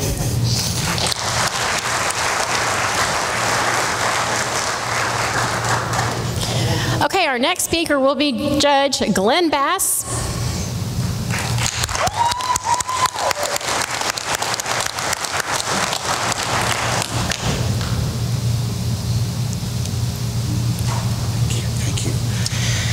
You know, it's painful as the son of a Southern Baptist minister to be given a pulpit to stand in front of an audience, but only 3 to 5 minutes to talk. Let me say it's my honor to be elected as your Justice of the Peace for Precinct 2. You know, in Travis County, I'm the only judge that's solely elected within Travis County, so I've somewhat got a target on my back every day as I do my job. But it's been my honor to work for you in this first term, and now I stand here asking you to help me with the second term. Help me to get elected so that I can continue to do the things that I've committed to. You know, in the beginning, I committed that I would bring you a more efficient court. We have done that. We have done that. We have worked hard. And as I stand here now, 3 years and almost 3 months into it, the court is more current on civil matters than the court has been in over a decade.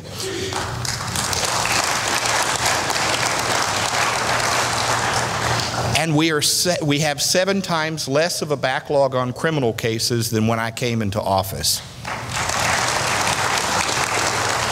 Now, on that first stat there, on the civil cases, that's important to you because when you have the water treatment system that you paid for that didn't work like you expected it would, and you wanted your day in court, you deserve to have your day in court as soon as is possible, and we're giving you that today. Now, on those criminal cases, you might not want your day in court so soon on that, but we're getting it to you pretty quickly there. I will tell you also that I surprised the Commissioner's Court. I surprised Planning and Budget for Travis County.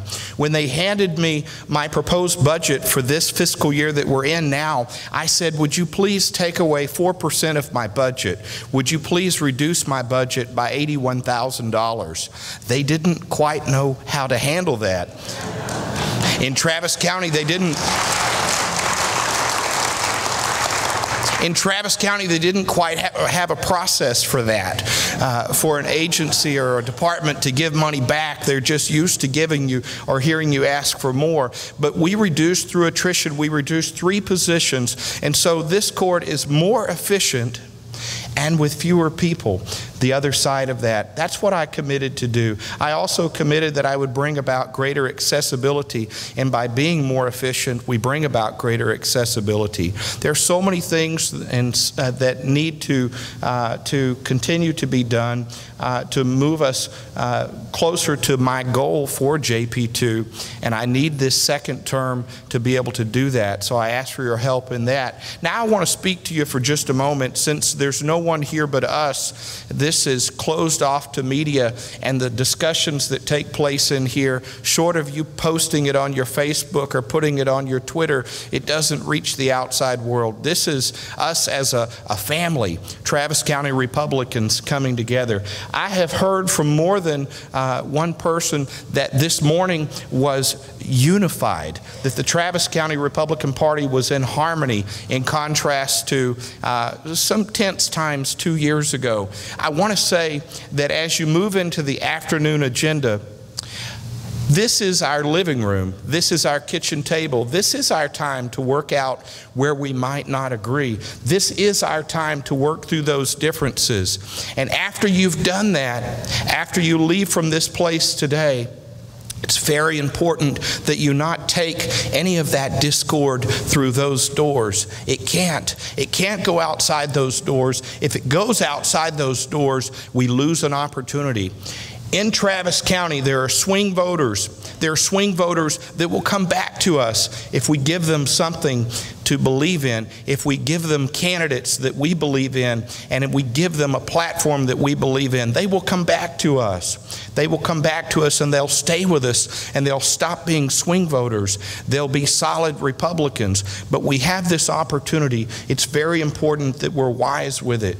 You know, in some respects, we are the David, and then Goliath is out there, you know, in Travis County, because here we are, we have so few Republicans elected within Travis County. But I want to tell you that if we take those stones that are meant for Goliath and we use them on ourselves outside this door, we will not have a good result. We will not bring about what we need to in November. So I leave you with that message. I thank you for the support you've given me, and I look forward to a second term serving you. Thank you.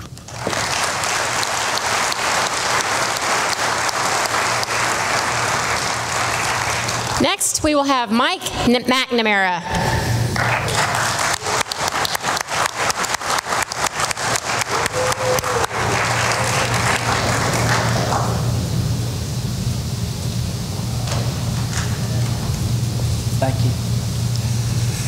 Folks, it's good to be here. I'll tell you the truth, I've been around the universe this morning. I started here this morning, went out to Hamilton Pool, went over to Aikens High School, finished up at ACC Riverside, and I'm back to speak with you. And God bless you for being here. It's a wonderful day in Travis County.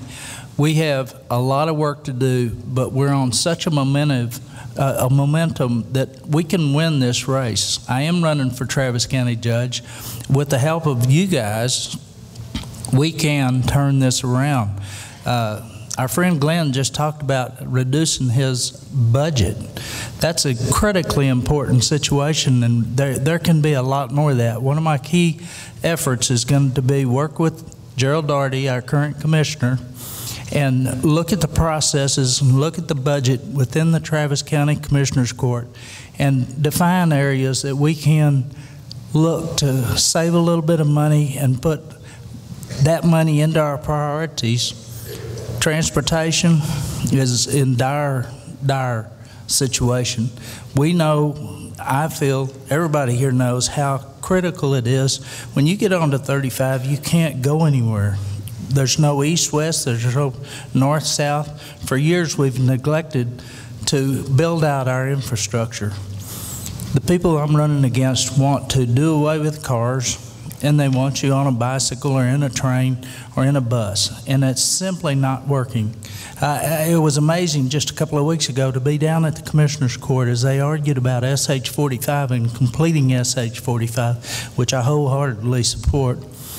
And they said, you know, if we build more roads, there's just going to be more congestion. You know, there's logic there that I just don't understand. And I was trained in the Navy as an electronics technician, and I worked in computers before computers were cool, or we even called them that.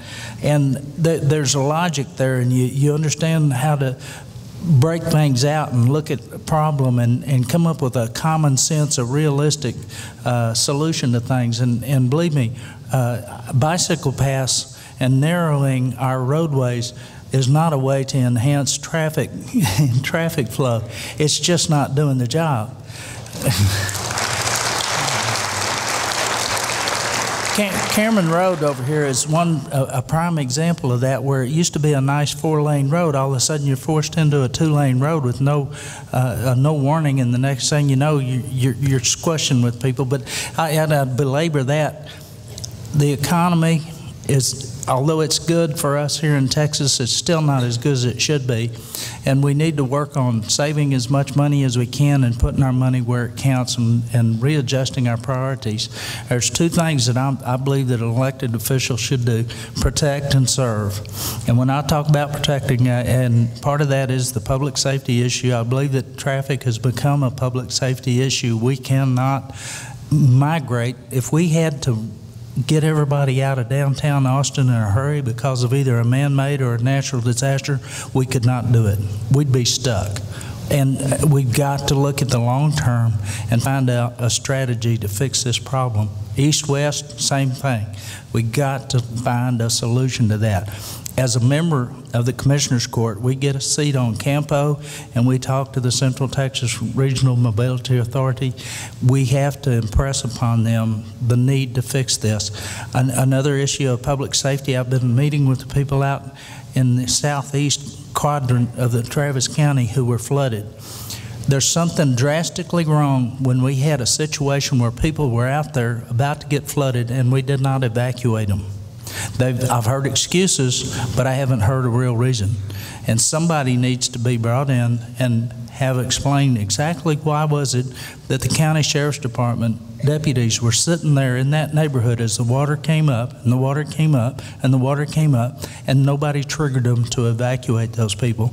There's something wrong with our system, and we need to look at that more closely. I could go on and on. That's a couple of examples. I'm very excited about the race. We have a momentum going. Why else would the Democrats have brought in a young man off of the bench and run against the heir apparent? The Democrats are afraid they're going to lose. They are deathly afraid they're going to lose, and it would be a huge embarrassment to them to lose the leadership of Travis County. They have put over $1 million into that race. I just, you know, it's mind-boggling to me.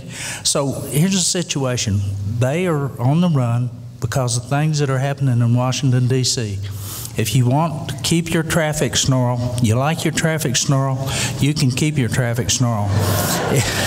If you want to do something a little different, we need a different mindset and we need a different skill set.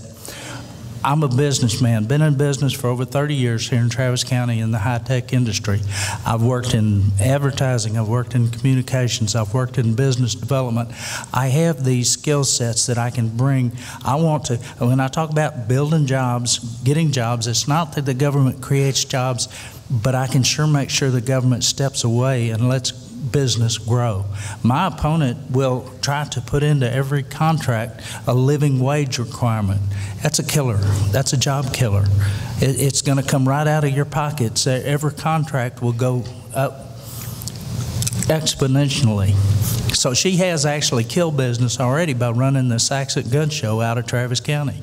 All of those vendors that were making money, independent workers, independent contractors, were basically kicked out of a job. So I could go on and on. Don't get me started. God bless you. Thank you for being here. Thank you for taking your Saturday. Go to votemcnamara.com. Find that little button that says PayPal. It's your friend. Touch it every chance you get. Just keep on touching it until it breaks. Thank you so much, and God bless. Appreciate it.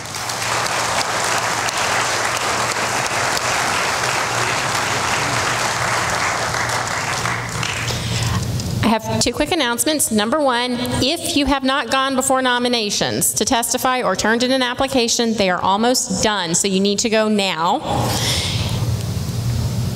And I forgot my other announcement. I apologize. I'll think about it. Hold on. Yes, ma'am. Yes, sir. To go again? If you have already testified before nominations Monday, Tuesday, or Thursday night at Bankview, you do not need to go back through. It's only anybody that has not done it so far.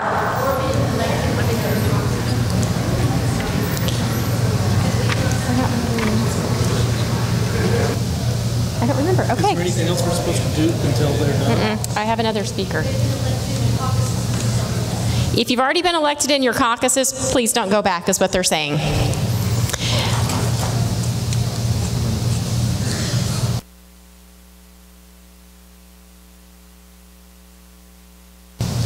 Now I'm going to call up Brendan Steinhauser on behalf of Senator John Cornyn.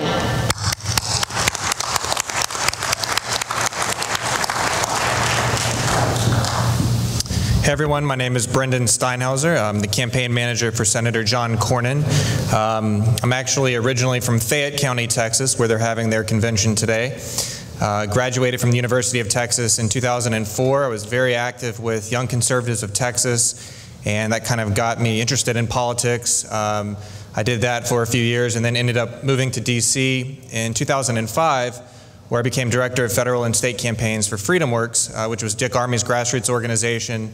We got really involved in the Tea Party movement in early 2009, and then got involved in the elections in 2010 in that historic election there. So I got the opportunity to come back to Texas with my wife late last year, and went to work for Texas Public Policy Foundation, and then ended up getting the offer to run Senator John Cornyn's campaign, which I started in July of last year. So it's kind of, for me, it's a great homecoming to be able to come back to this state. I've worked in over 40 different states around the country, and I've learned a lot about campaigning and grassroots politics. But I wanted to bring the experiences that I had here to this state and help in any way that I can. And Senator Cornyn, when he interviewed me, said, you know, part of what I want to do is not only get reelected as senator, but I want to help build the party. I want to help you know, take advantage of your experience in grassroots organizing and the Tea Party movement and try and encourage more people to get involved in the process. Obviously, everybody's very aware of what Barack Obama's team is doing here in Texas with Battleground Texas, and it's definitely a serious effort. I think that it's not something that's going to happen this year, certainly, and it probably won't happen in 2016, but it's a real threat in the future. And so we're trying to get ahead of that. We're trying to put resources and try different things on the digital front with the Obama folks did very well. online, and we're bringing some bright minds to bear in that effort, and also in terms of the other things we need to do on the GOP side. So I'm excited to take on that challenge, not only for Senator Cornyn, but to help you guys with whatever we can. We came up with this idea of keep it red. I guess we've been putting out yard signs and materials, bumper magnets. We've got some in the back. Please feel free to take those. But the whole idea is that we need to band together and basically take this threat very seriously. Because if the Democrats turn Texas blue, we won't see another Republican president elected in our lifetime. So there's a lot of work to be done. I just want to thank all of you for taking time out of your busy weekends to be here on a Saturday and doing the work that you're doing. I guess the last thing I'll say is I was appointed Assistant Sergeant at Arms here, so if you spend too much time at the microphone, then I get to be the guy that gets the hook and pulls you away. So I'm looking forward to that for some of you. Thank you.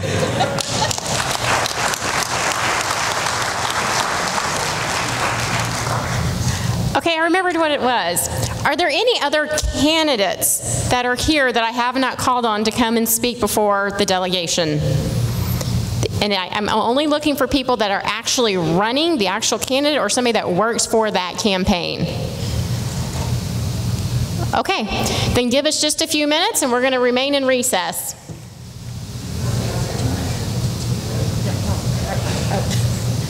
Okay, I told her I'd be very quick, and then she said, no, don't. So, hi,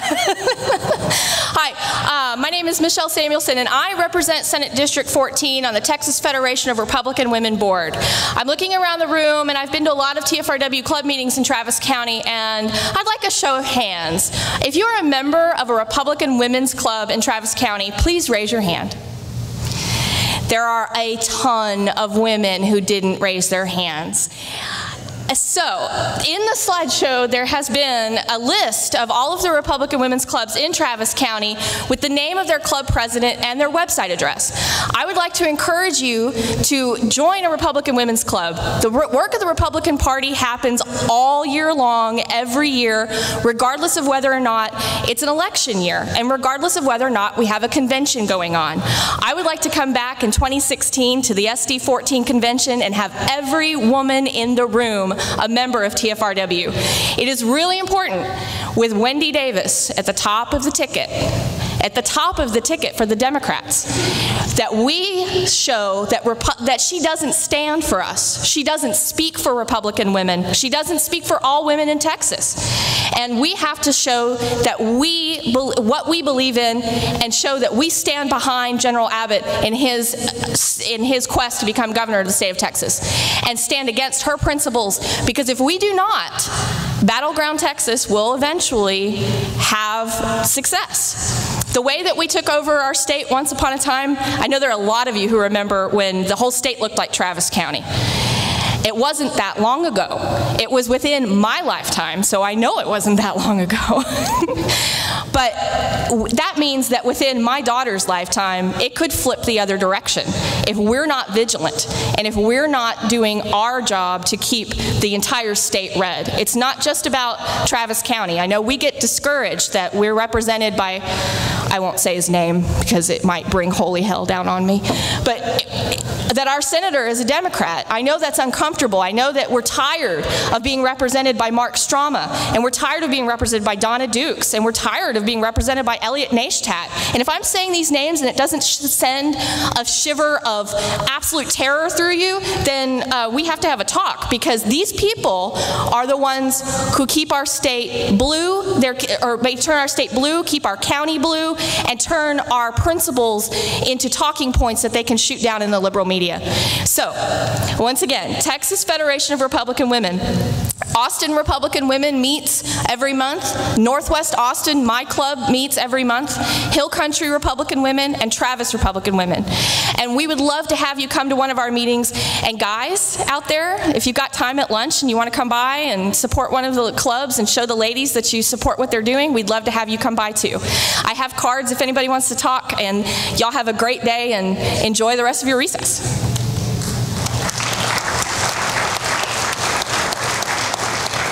Okay, so we are going to be called back in from our recess in 5 minutes. So last minute. Yes, sir. But he's going to kind of take that microphone in the middle and that microphone. Okay.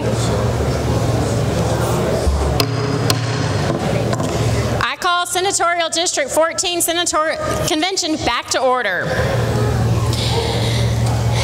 Since the Resolutions Committee report is ready and nominations is not, without objection, we will move to that part of the agenda.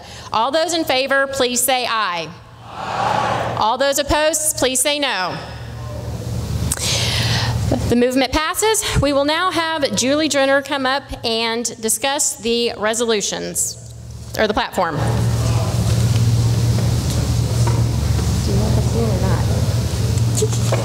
Good enough. Thank you, Madam Chair.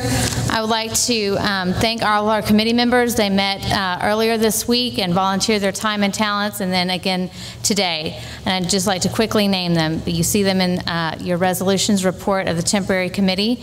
They were Gregory Watson, Tim Bradbury, Mike Dominguez, Ray Marr, Joshua Spain, William Lutz, Lancelot Clopton, T.J. Scott, Barbara Conley, and Anthony Vargas. Please give them your appreciation.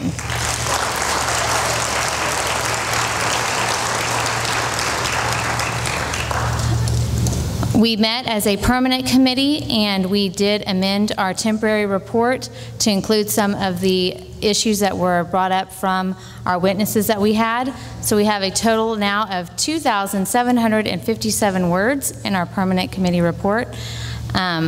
I just also want to thank all of those who took the time to come either earlier this week or today to bring resolutions to the committee, as well as those of you who passed resolutions from your precinct convention on March 4th. We took up and considered each one of those. So this truly is a grassroots document, and I hope that you see that reflected in our verbiage. So without further ado, Madam Chair, I move to adopt the Permanent Resolutions Committee report for SD14 for 2014.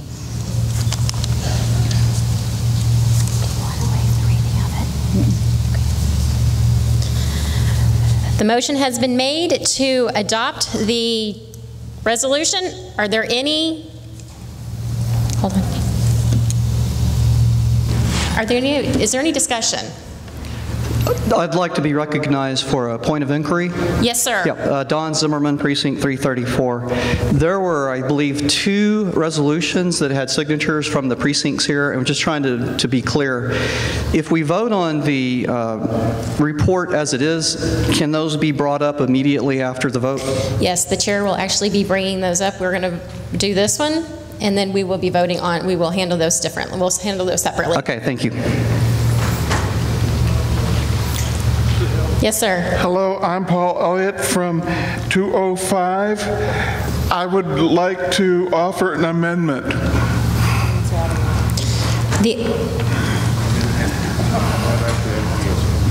The amendment has to be presented in writing or it's out of order. It's a deletion. It's still going to be out of order. I have a further point of order. As I read it, the resolution now is to accept the permanent committee report as written, but most of the people don't know what the permanent report is because the changes that were made subsequently haven't been read. And also, as I read the rules here, it says that resolutions to be considered by the convention shall be either, well, it includes a motion from the floor when demanded in writing by at least 1/10 of the delegations from the precincts represented. So it's not clear at all to me that I cannot, how can I say it, that if I have 1/10 of the delegations from the precincts represented, that there can't be an amendment to something, some plank in the platform.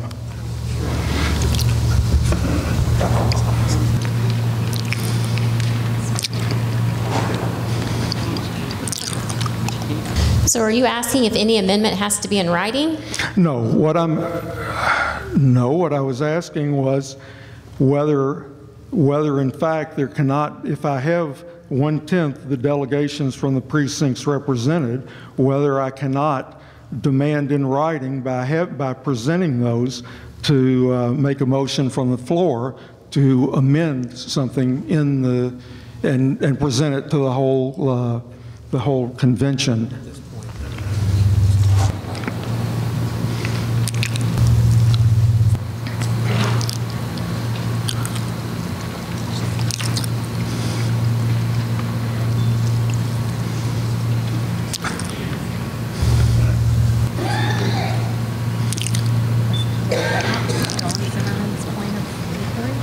this time, nothing has been brought to the secretary, in writing, so we are ready to go to debate at this time of the actual platform. Did that answer your question? Not exactly. Now, once that's done, can there be any other amendments? If they present an amendment in writing.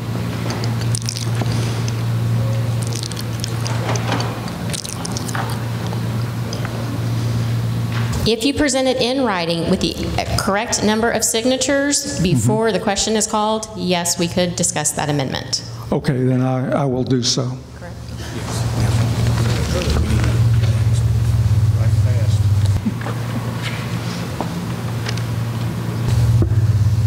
Point of information. Yes, sir. Is there soft copies or additional hard copies somewhere of the platform? Is there maybe online somewhere where we can find them? Additional hard copies? Actually, yes. They're right here. Ah, thank you.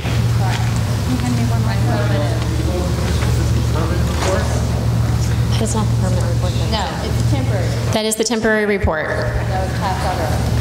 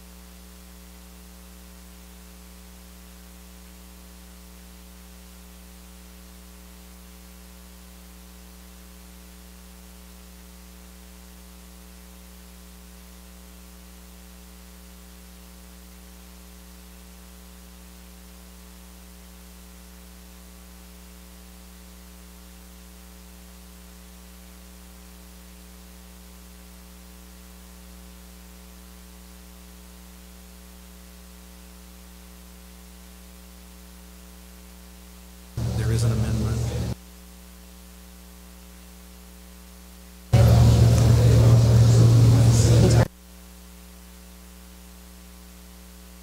My question, do you have a point of information or do you have something that you want? It's just a point of inquiry. Someone else was asking. Is this document the previously received document what we're actually voting on, or were there changes that were made, or?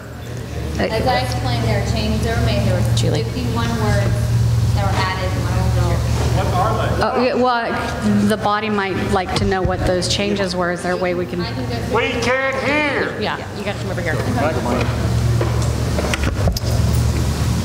All right, I do not have a strike out. We don't have a printer, so I'm just going to go through what I have on my draft copy of what was changed. On page 2, the word future was removed under unreasonable search and seizures.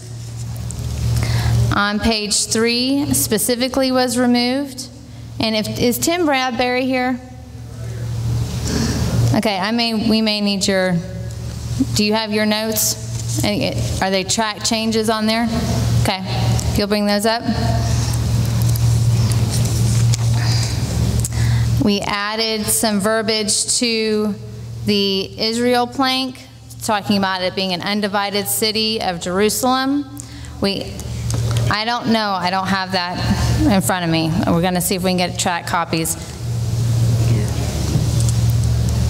On the federal tax reform plank, page 5, there was a grammatical errors. We just needed to make it consistent, so we support the repeal of the 16th Amendment and abolishment of the IRS.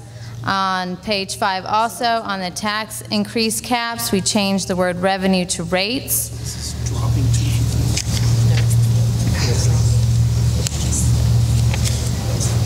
The Israel plank that I was discussing earlier is on page 7. Then we added a plank to the education section. I believe at the end of it, it said, we support adding financial education instruction to public school curriculum. And then we added something about the capital improvement, not capital improvement, capital appreciation thank you bonds. Right here. Right above tax burden, what page is that? Page 5, I believe. We said, we added a sentence saying we support limiting the issuance of capital appreciation bonds. Editorial there. Yeah, I already said that. Took out Yeah. The other things that we did were just taking out some words that were superfluous, like these and ands, and then we added a plank, World Trade Organization, under cap and trade on page 6. It says the U.S. should withdraw from the World Trade Organization to regain sovereignty over the U.S. economy and restore American jobs. Then we added a phrase to page 7, the birthright citizenship plank. Right after citizen, we added or permanent legal resident. Yeah. Okay, so those are the changes that were made. Is there something that I'm forgetting? I have a question. Okay, is it for me or for? It's for you. Okay. I'm Peggy Cravens, Precinct 243. On page 2, it says election fraud. We prohibit international voting and electoral voting lacking a variable paper trail, prosecution for election fraud, and prohibition of countywide election voting centers. I'm concerned, I don't quite understand. Are you saying that we wouldn't use the electronic means of voting? Just a minute.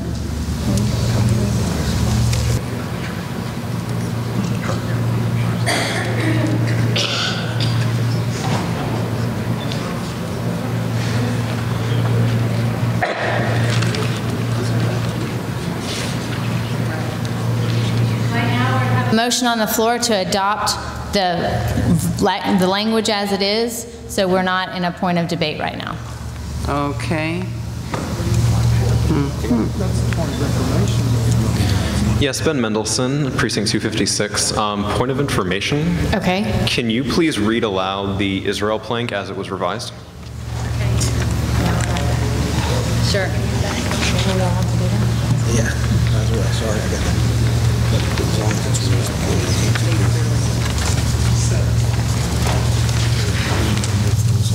right. Yeah, I thought you'd read that too. So the entire plank reads, Israel, our foreign policy should reflect our total support to include but not limited to economic, military, political, and moral support for the State of Israel. We support the moving of the United States Embassy to the undivided city of Jerusalem, and we call upon the United States to refuse to recognize terrorist nations and organizations as legitimate forms of government. You're welcome. Yes, ma'am. Hello, I'm Barbara Tout, Precinct 330. And as you were reading through the changes and all, it was really hard to follow. And I know it's been brought up several times that from the floor to the dais or whatever, people are supposed to be submitting things in writing. So I wondered if it might be a little more clear to everybody if you would present the changes that you made to this document that you passed out in writing. We do not have a way at this time to do that. Okay, then maybe if you go back and say page such and such, item such and such, and then say the changes rather than saying the page number last, it might be easier to follow. Is that something that would work? Okay. There you go, projected on the screen, somebody called out. We are going to read through the changes one more time, and then we have to move on. Thank you for your patience. Point of information, if I might. I want to make sure that I understand this. Do I need to move right now No. for the separate consideration? At this moment, we're going to do the point of information which was requested, which is to read back through all of the changes one more time, and then we will discuss your amendment. Thank you. After that.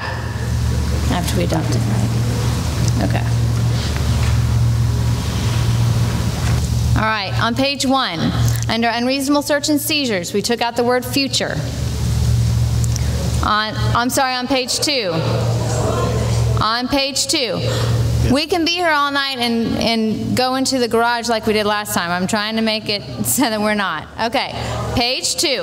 We're taking out the word future under the unreasonable search and seizures plank. The last plank, it says election fraud on page 2. We're going to take, oh, that's just a, never mind. We just capitalized the internet. Okay? Oh, the battery's dying. Great. It's okay, we got 10% left. Okay. My battery's running out. All right.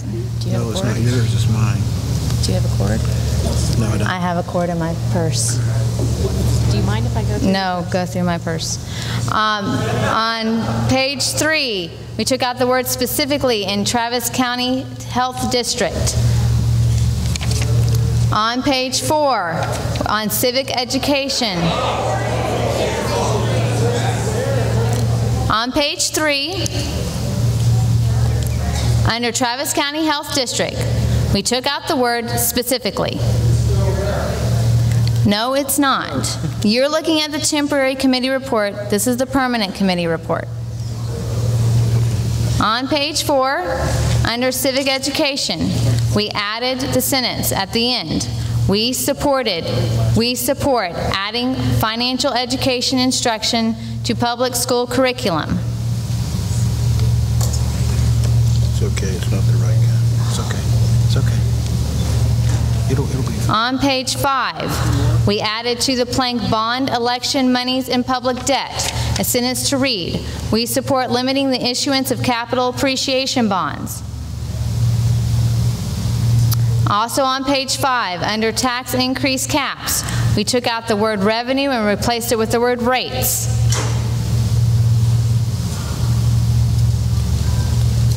On page 6, we added a plank to the sovereignty to say, entitled World Trade Organization. It will read, the U.S. should withdraw from the World Trade Organization to regain sovereignty over the U.S. economy and restore American jobs. On page 7, under the birthright citizenship plank, we added after the word citizens, or permanent resident, legal resident. On page 7 is what it is now on the permanent resolutions report. Finally, on the page 7, under the plank Israel, we added after the word to, the undivided city of, and that goes to the word Jerusalem. Those are the changes that were made from the temporary report that you have in your hand, and that I am asking for the moving and the adoption of in our permanent resolutions committee report. Is there any discussion? Come to the microphone, and there's other people in line. You have to come to the microphone, and are there other people? Hold on. Are there other people in line that need to do a point of information? Yes, sir. Your point of information. Yeah, I want to know, is there discussion before we vote? There will be a debate. Right now, there's an amendment on the floor. There will be a debate, but right now there is an amendment on the floor that we have to deal with first before we can debate. The amendment is on page 7 of your document. We want to the request, the amendment has been made to remove the section that says guest worker and federal visa increase. The whole plank. That is what the amendment states, to remove that whole plank. Is there debate on the amendment? Are there speakers for? Are there speakers? Okay. I need, if you're going to be speaking, I need to know, are there speakers for and against? I am for the amendment. Okay. Okay, we do have speakers for both for and against, so. Okay. 3 minutes each. The rules that we adopted say each of you will have 3 minutes to speak on this. So I need we're going to go for and against, for and against. So, would it be easier to have these other lights? Okay, so this gentleman right here is going to be 4, and just so everybody knows, this wonderful page right down here is going to be timing 3 minutes, and I will gavel you out when your 3 minutes you've met 3 minutes. I was planning to offer an identical amendment because this section indicates that we support the H-1B program, which allows large numbers of foreign workers to come to the United States to compete against American workers. Many American workers who are well qualified to do tech industry jobs cannot find work. And this is because the H-111B program has been used to drive down the price. So for that reason, I support the deletion of this passage. Thank you very much. Okay, that was 4. Now I need somebody to speak against this. Anthony Vargas, Precinct 250. I'm against this amendment. This was, I was on the platform committee. This was thoroughly debated in the committee, and one of the points made in the committee was that there are 11 to 20 million illegal aliens here already. They're outside of the system. They're not trackable.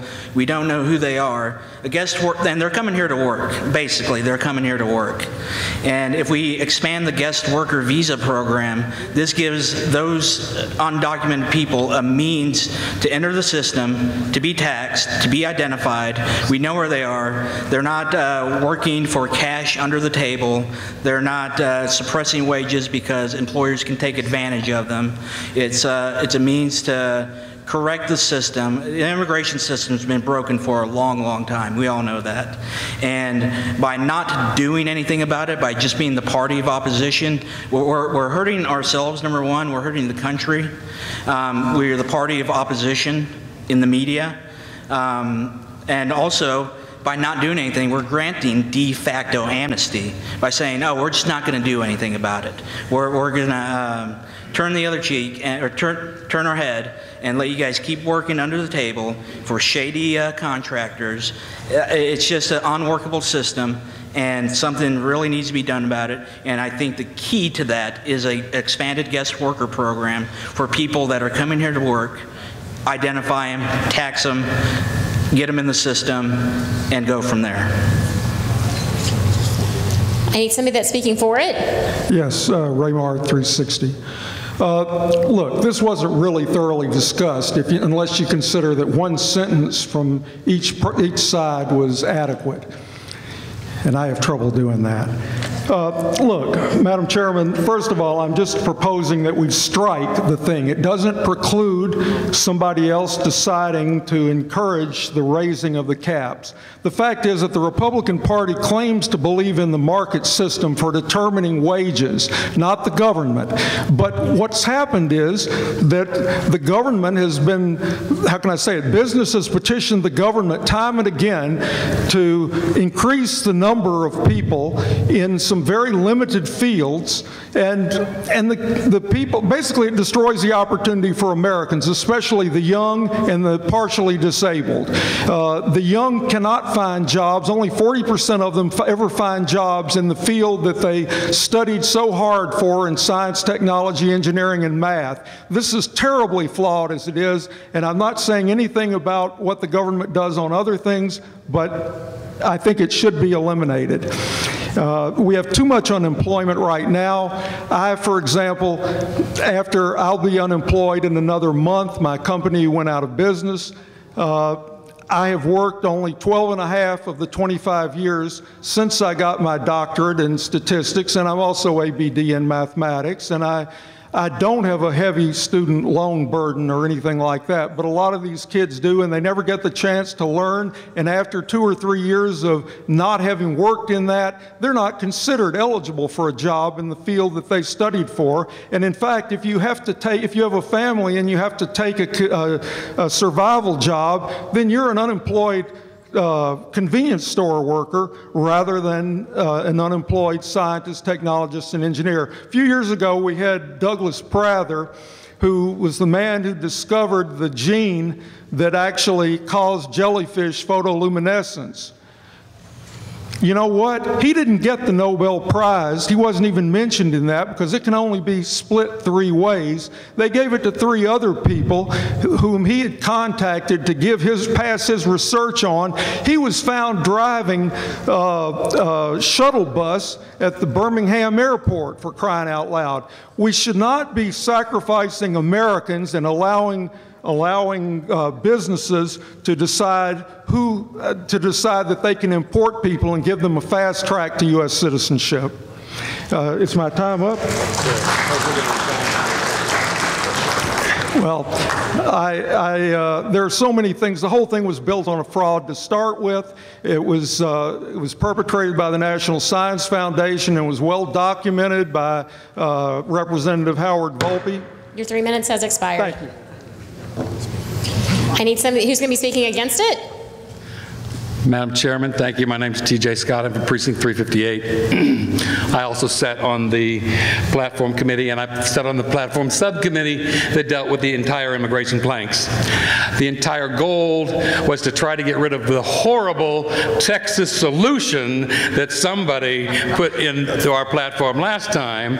Some of the arguments for these guests, and in the Texas solution in the 2012 platform, they talk about a guest worker program. And their argument is, we need these guest workers. At that time, I tried to convince them to, let's have all the guest workers you want as long as they start from their country of origin. But Jerry Patterson and his ilk wanted to put in a guest worker program for people that are already here illegal. So they say that we need more guest workers. This plank was specifically made so that we could do more guest workers, but you notice we encourage the federal government to raise the number of skilled and unskilled labor requested by each state for their economical viability. So the states, each state, if this plank was followed through by our elected officials, each state would determine how many guest workers, visas, unskilled labor, and skilled labor. It would all have to be, the state would determine how many they need. It doesn't necessarily going to take any jobs away from any Americans. And the arguments that I heard in committee were, but you're bringing in people from overseas to take away jobs from Americans. My argument is, as Republicans, as free market people, we want to hire the best qualified person to put in that position. And if that happens to be somebody from India, then you should hire that guy from India if we're going to support the free market. So I would highly suggest that we leave this plank in as is. Thank you very much. I need another speaker for the amendment. I'm speaking for the amendment. I'm Patrick McGinnis, Precinct 336. I am, and I believe the Republican Party should stand for legal immigration. I also believe we should be against illegal immigration and enforce the laws. That makes sense. That is part of the plank. My objection to this, there are a few.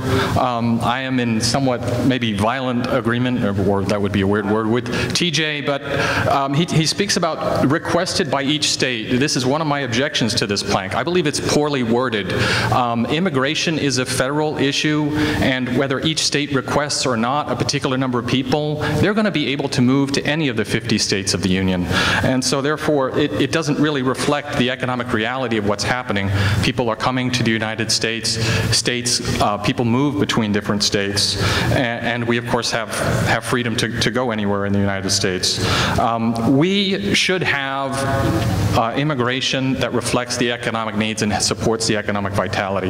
In fact, I spoke to a few members of the committee to change the wording of this plank so that it could simply reflect those principles.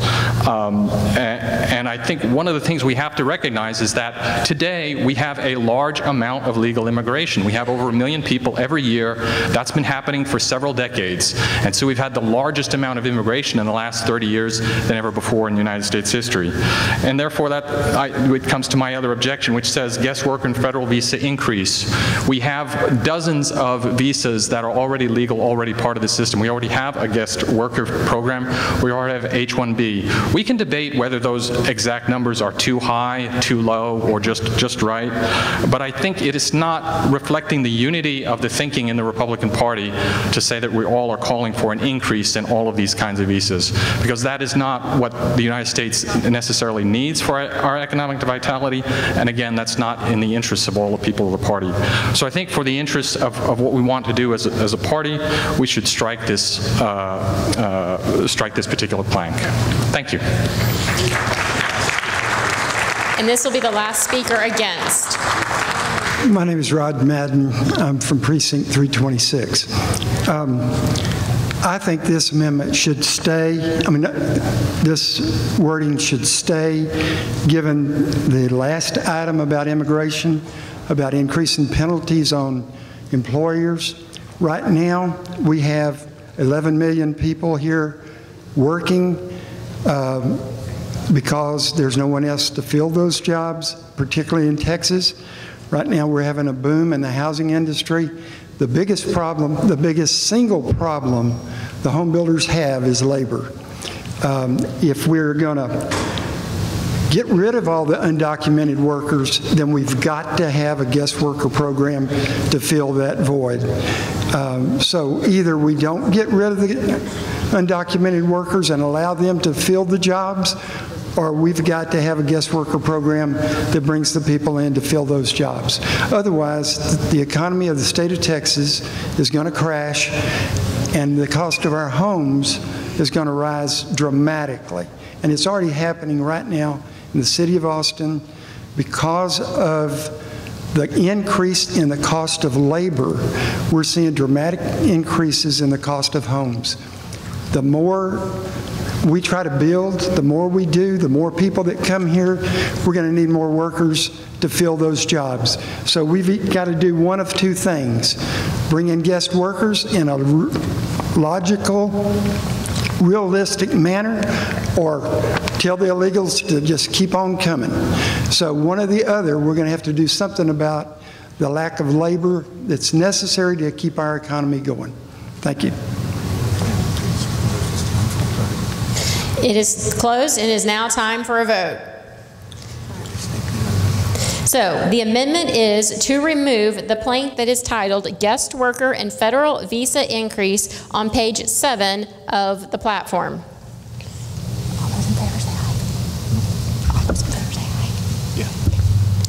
All those in favor say, all those in favor of removing this plank say aye. Aye. All those opposed say no. No!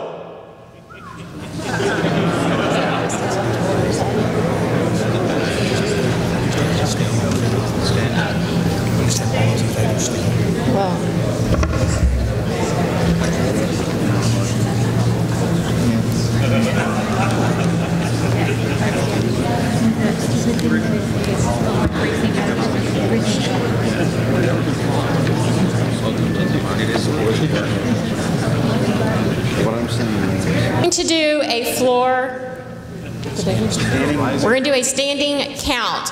But before we do that, if you are not a delegate, please remove yourself from the floor. If you're not a delegate to this convention, please remove yourself from the floor.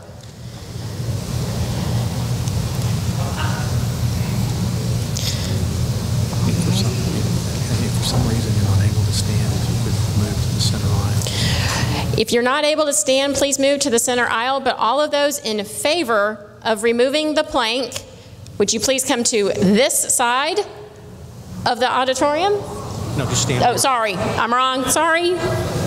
Just stand if you are in favor of removing the plank from the platform.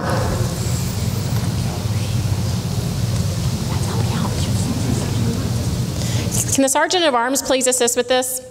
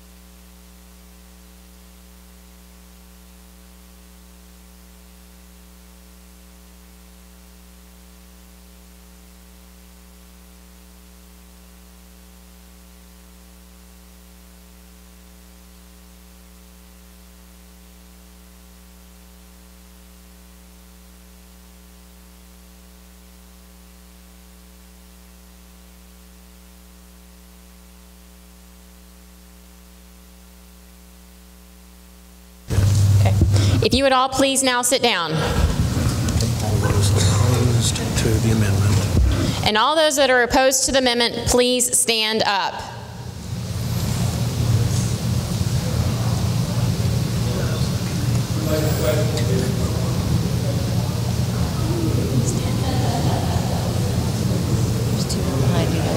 Okay.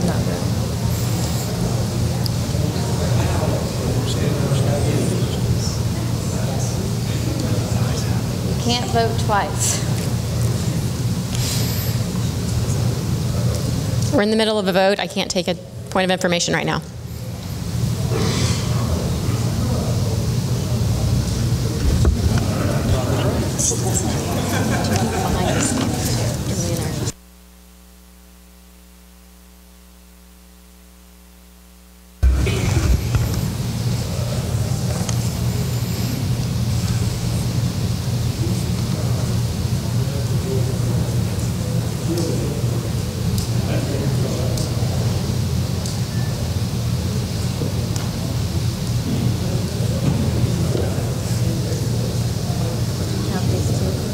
Yes, we did. I got him. Everybody can now be seated. For the amendment, I will vote against the amendment 74. The vote is 130 for the amendment, 74 against the amendment. The amendment passes.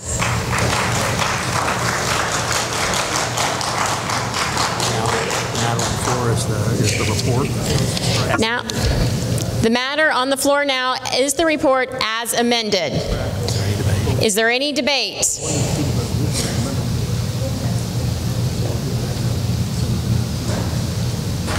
Kathy Pennington, Precinct 373. I propose on page 2, the rights of the Second Amendment. Hold on just a moment.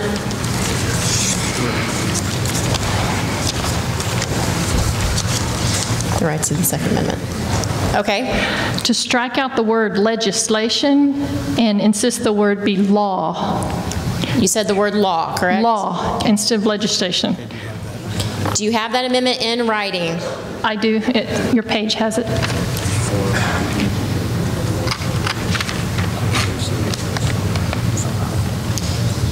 Do you...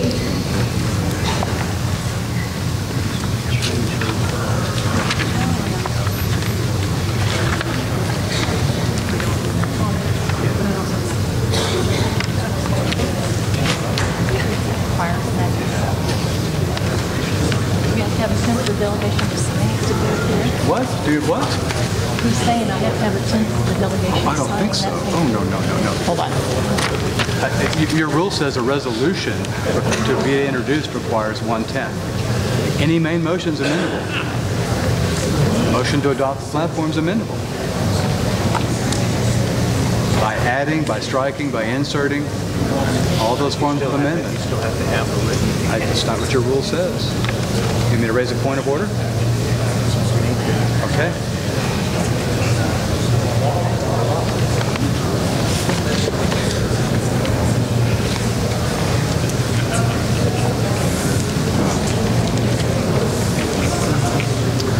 You do not, that's to introduce something completely separate.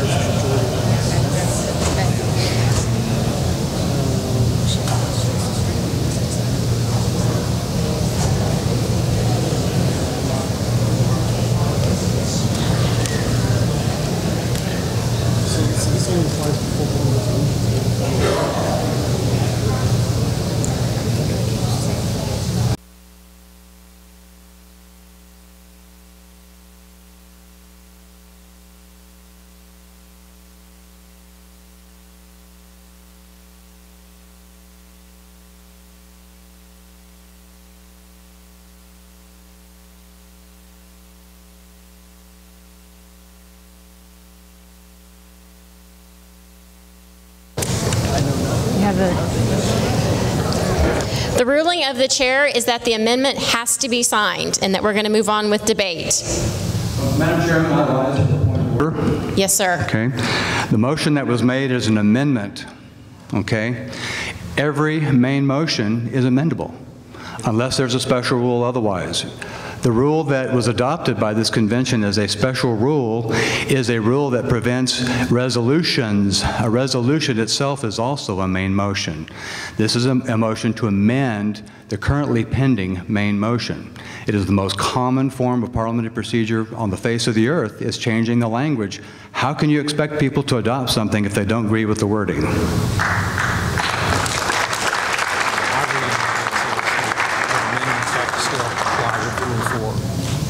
That's my interpretation is that amendments have to.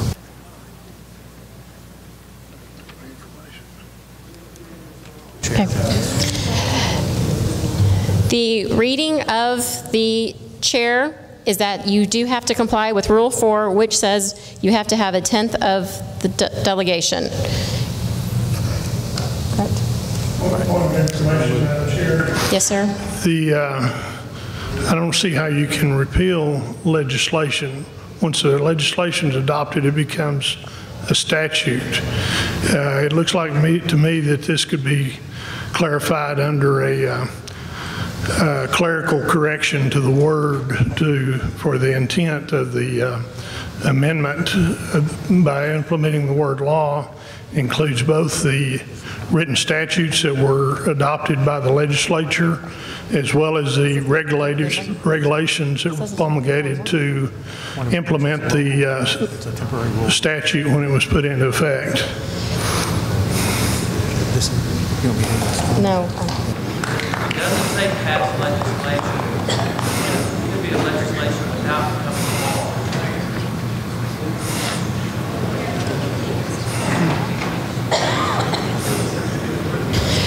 Based on the rules that were passed this morning by this convention, it is number 4. That's how we are basing that decision that was made, based on the rules that were passed by the committee or by the convention this morning. If the language is wrong, and by common consent of the group.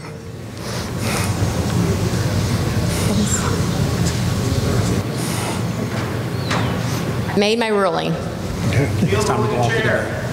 Please, if you want to speak, please go to one of the microphones so that we can hear you, or to this main microphone right now. Are we going to vote on all these resolutions as a group, or are we voting singly? All of them will be voted on as a group. Okay. Then, and that is what we are currently in the process of doing. Can I put in a request to strike one of them?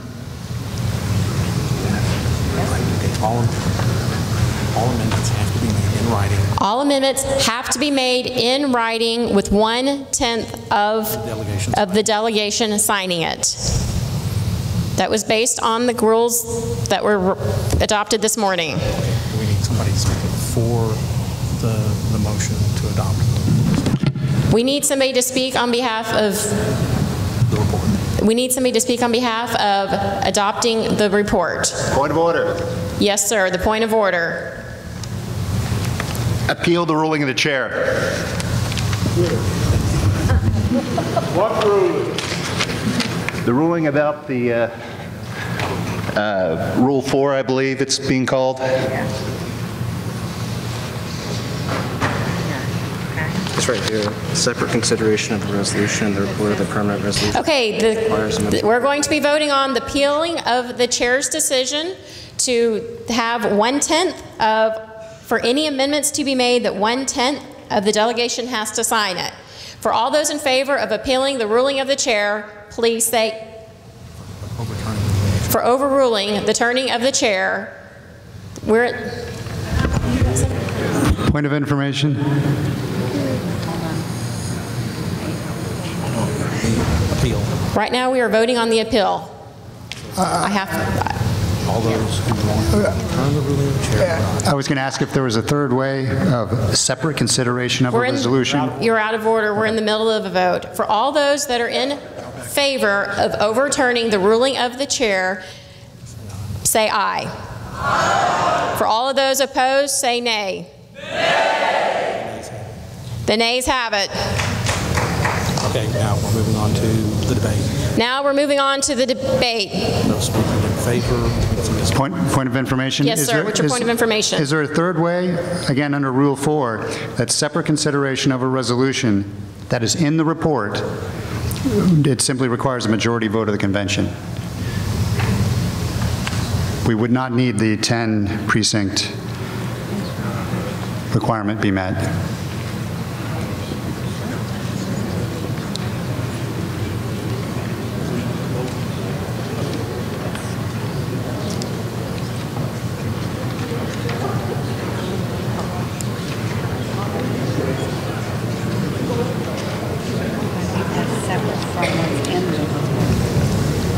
It was in the motion to amend. We did not have the signature, so we're moving on.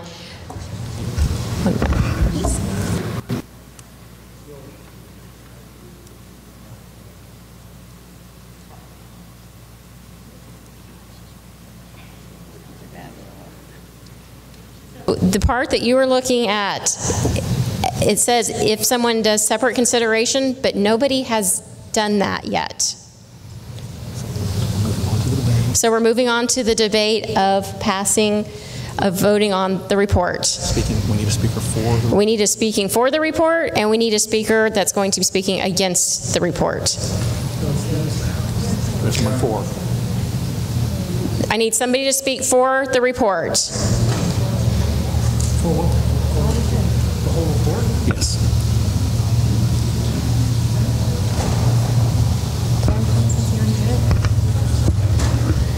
Yes, sir. Tim Bradbury, Precinct 110.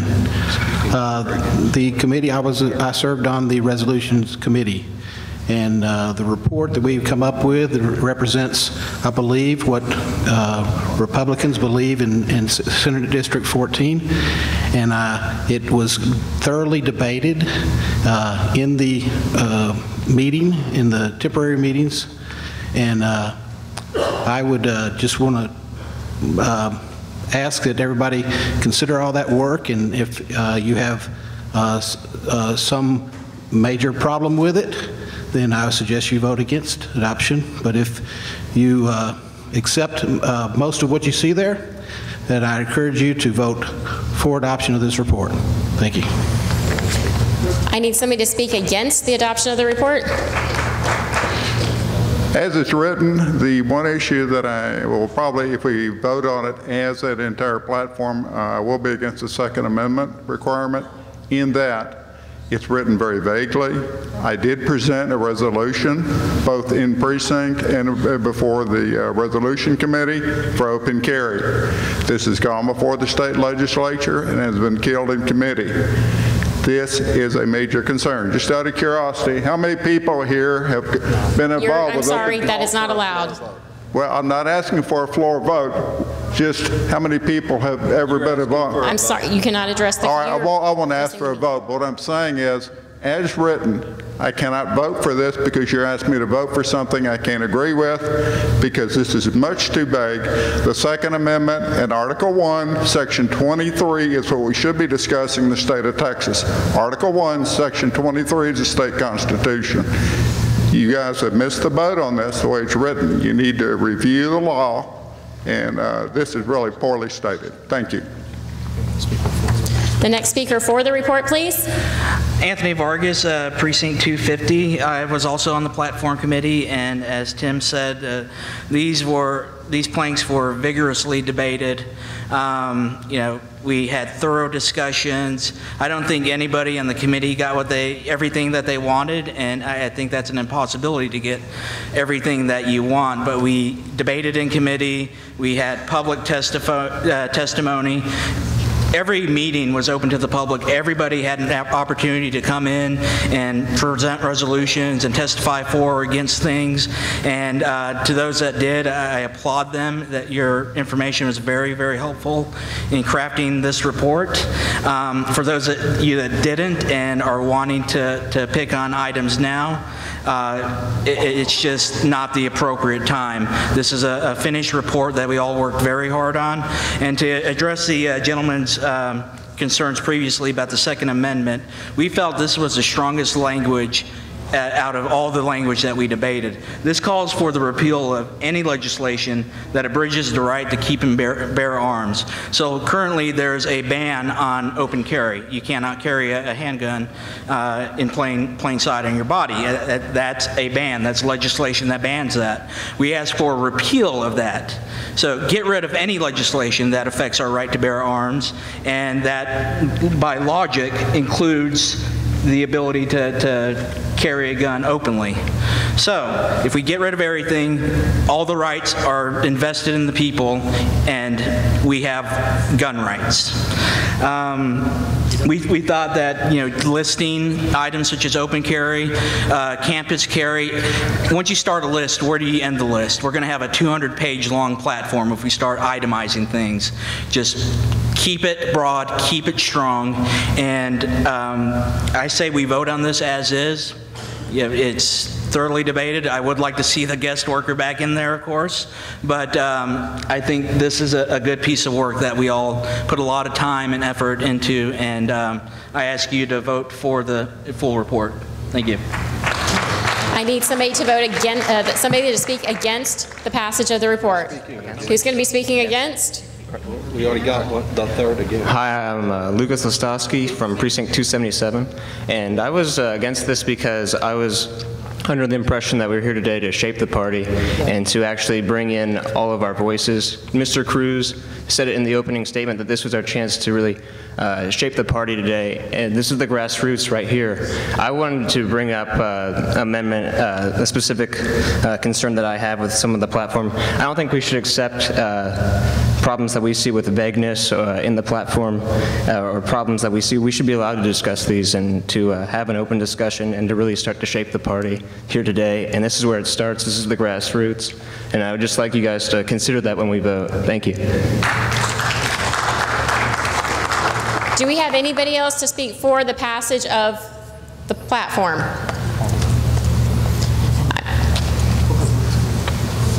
Do we?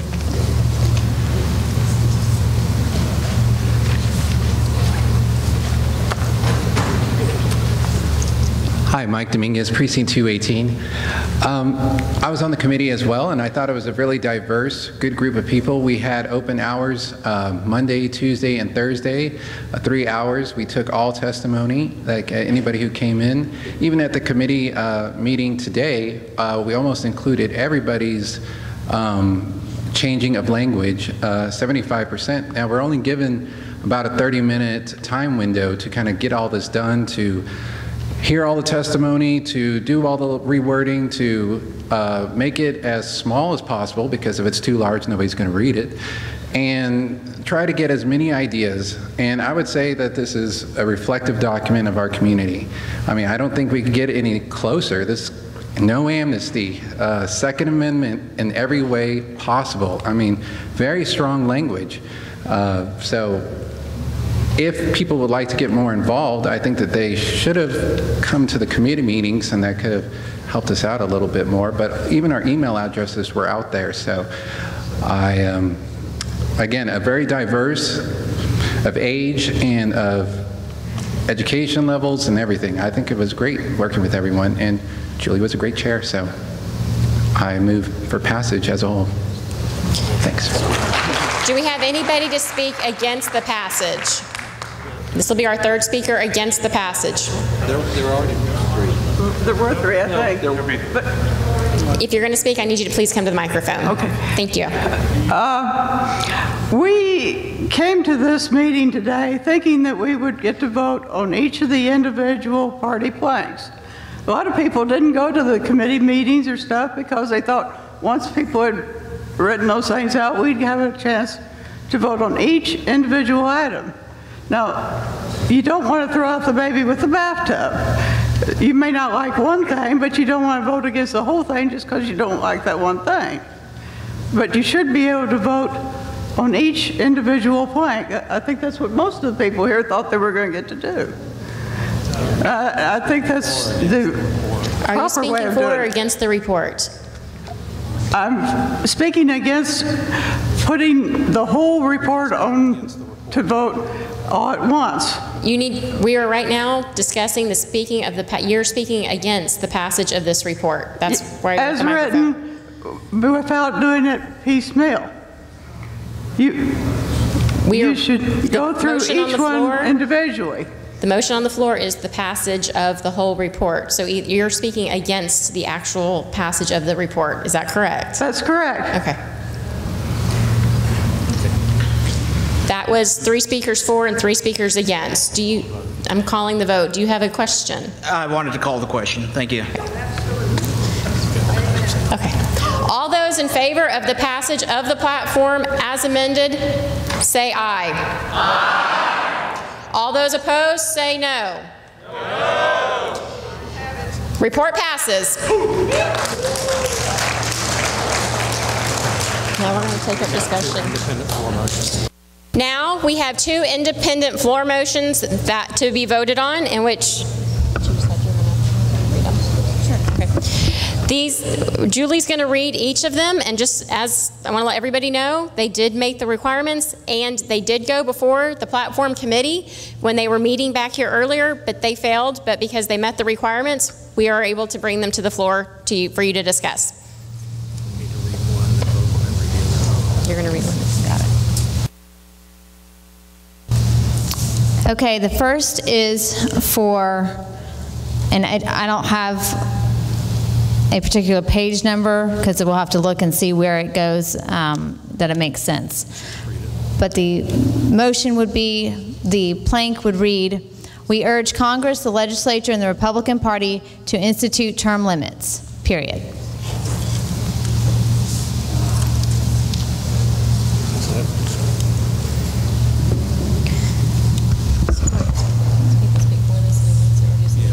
Is that not the right language? Yes, sir. Yeah, Precinct 334, that's definitely not what was submitted. Can I approach with the actual copy?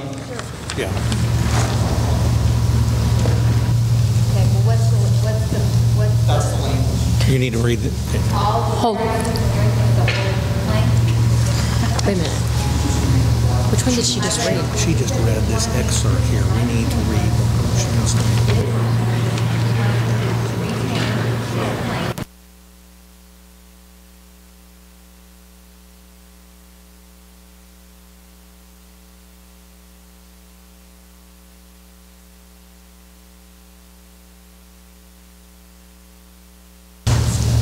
Okay, so the resolution was this. Resolution to retain the Texas Republican Party platform for the year 2014, a plank in support of term limits. Whereas the 2012 platform of the Texas Republican Party contains a plank in support of term limits upon elected officials at page 6 thereof, and reads quite simply, we urge Congress, the legislature, and the Republican Party to institute term limits.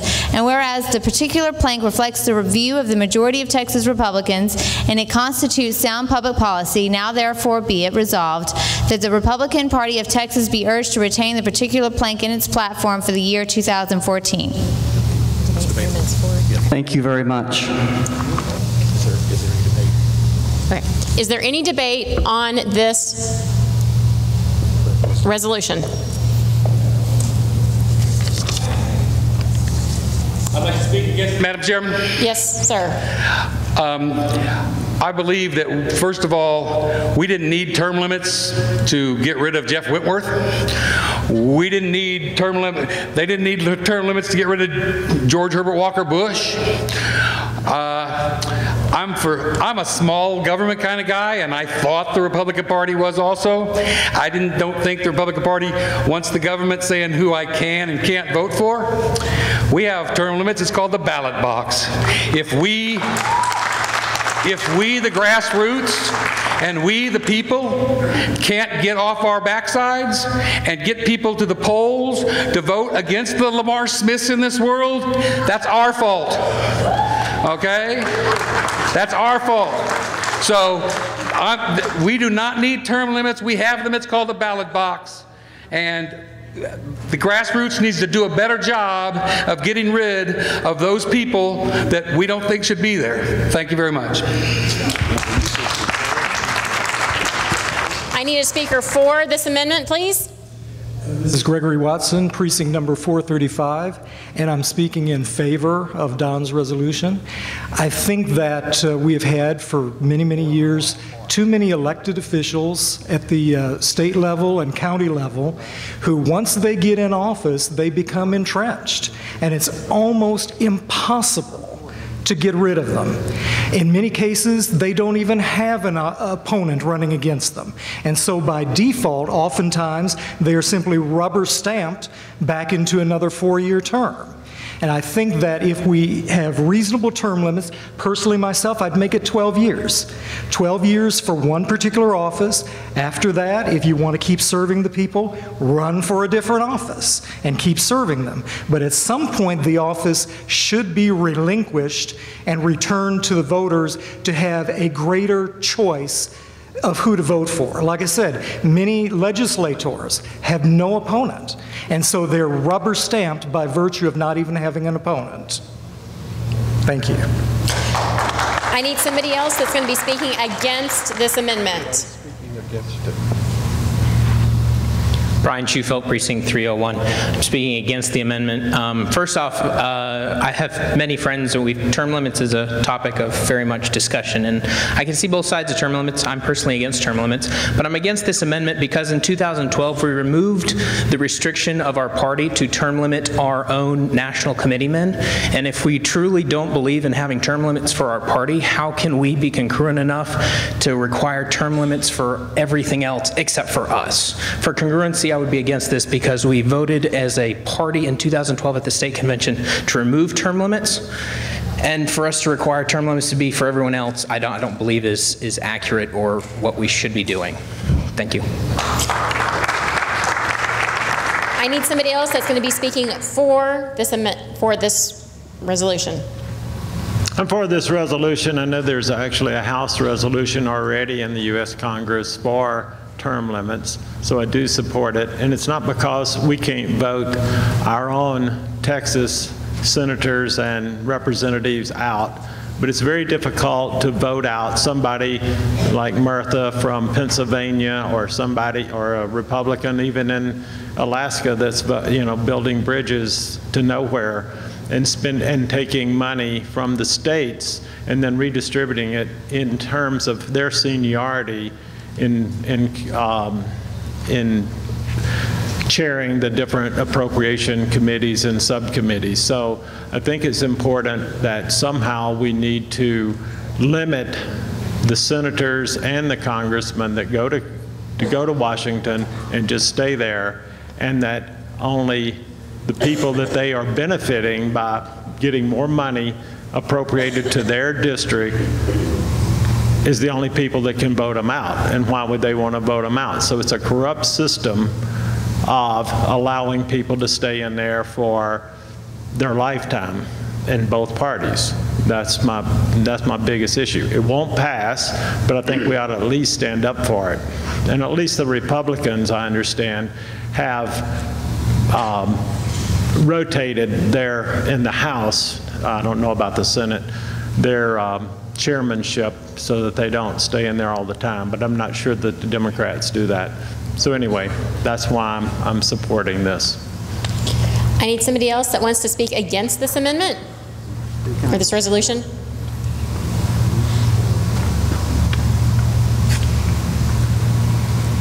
I just want to say that I agree with TJ that the ballot box is the term limit that we've been given. I think putting responsibility to select our public officials or to get rid of them based on some arbitrary law, some term limit is actually not a very good way to go about electing people and getting people to represent us. I know it's difficult when we get someone in there that we don't like and we want to get them out, and it seems like everybody keeps voting for them, but I think it motivates us to get involved. It motivates us to support other candidates, and even though maybe they don't win in that particular election, it does help us to be involved. It helps us to come up with, to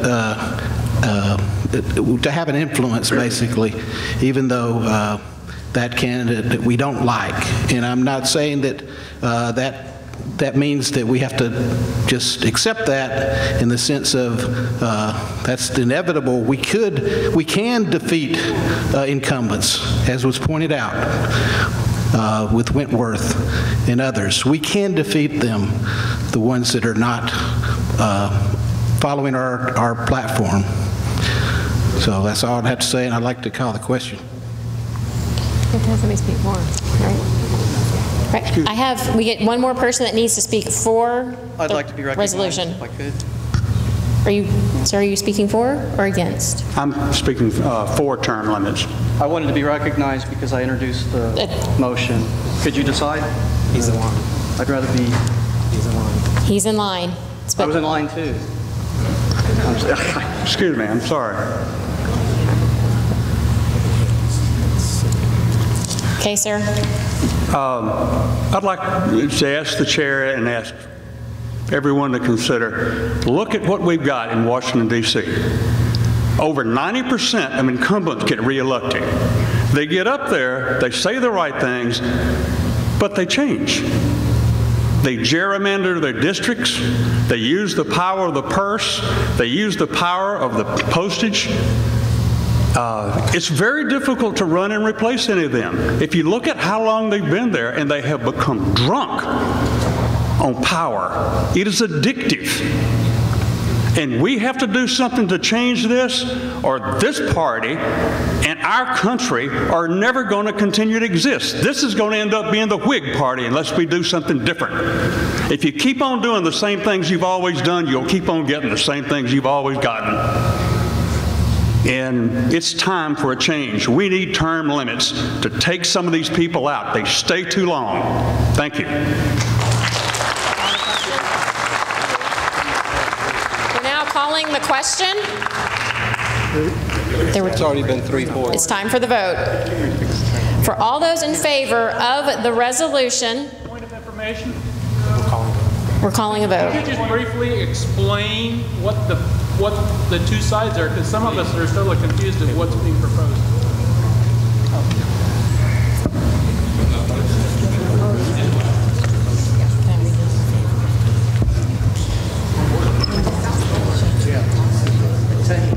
So we are we're voting for the resolution that is titled Resolution to Retain in the Texas Republican Party Platform for the year 2014 a plank in support of term limits. So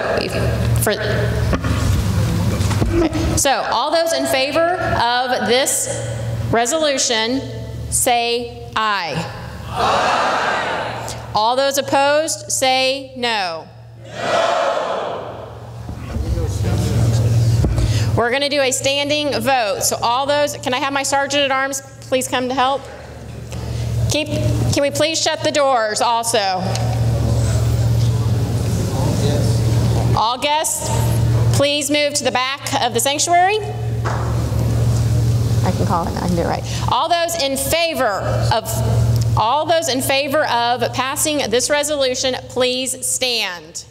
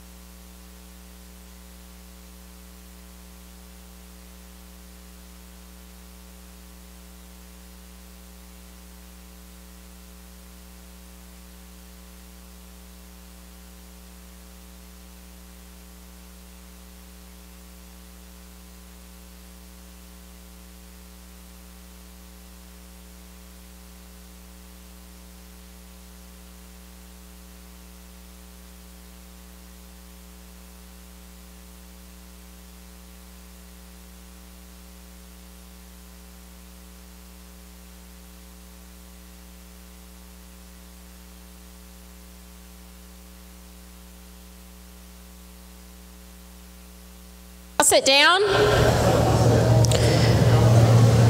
For all of those that are opposed to this resolution, please stand up.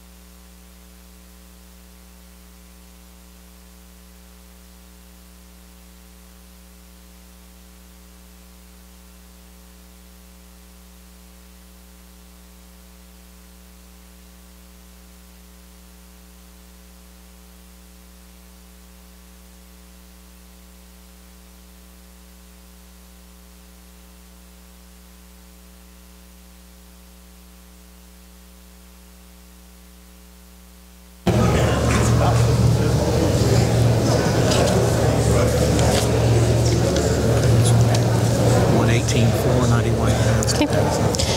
Can you just write that on here, because that way we'll know what the final vote was in case there's an issue. You may all be seated. The vote on the resolution for term limits, there were 118 votes for it, and there were 91 against it. The resolution passes.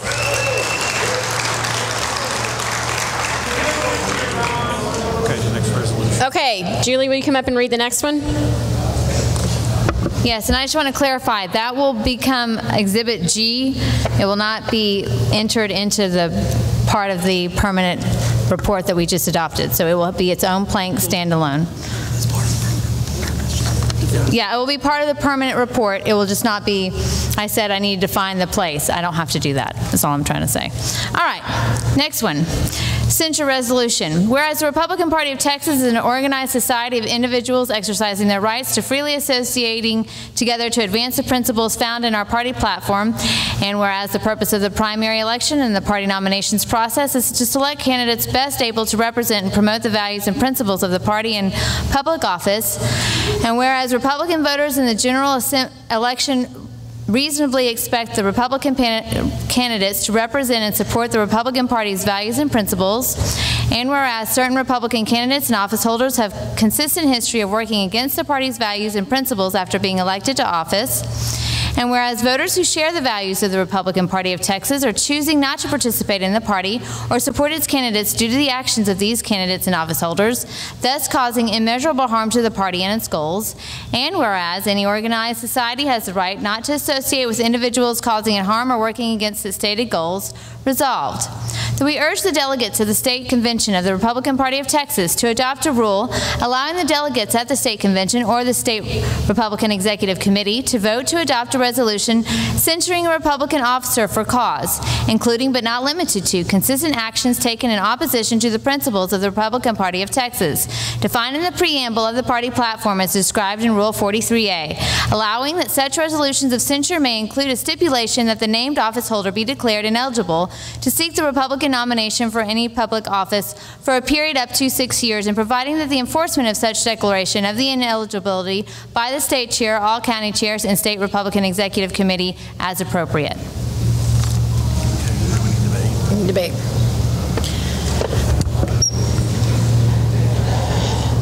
Will you? Yes. Would you inquire of the parliamentarian whether or not he finds that a substantial portion of this resolution would violate state law and that we cannot adopt a resolution authorizing a violation of state law? I have the exact chapter and subchapter of state law that it may be in violation of. I would suggest that it might be out of order. It's a valid point of order. We're going to take just a moment to review the law.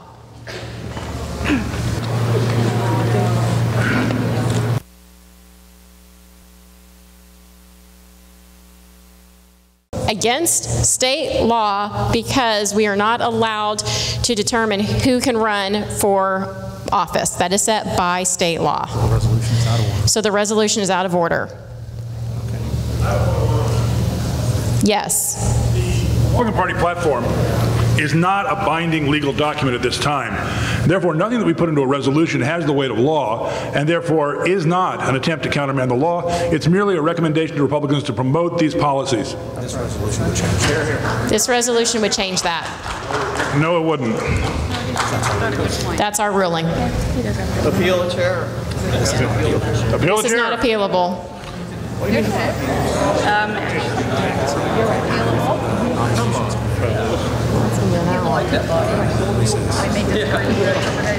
We're in recess because we're waiting now on the nominations committee. I guess I better go back to the nominations committee.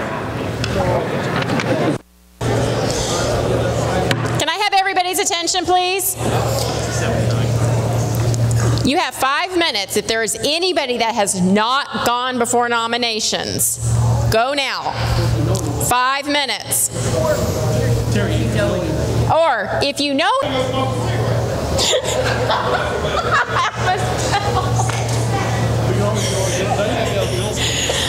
Okay, this is Brad Bailey on behalf of Ryan Sinton.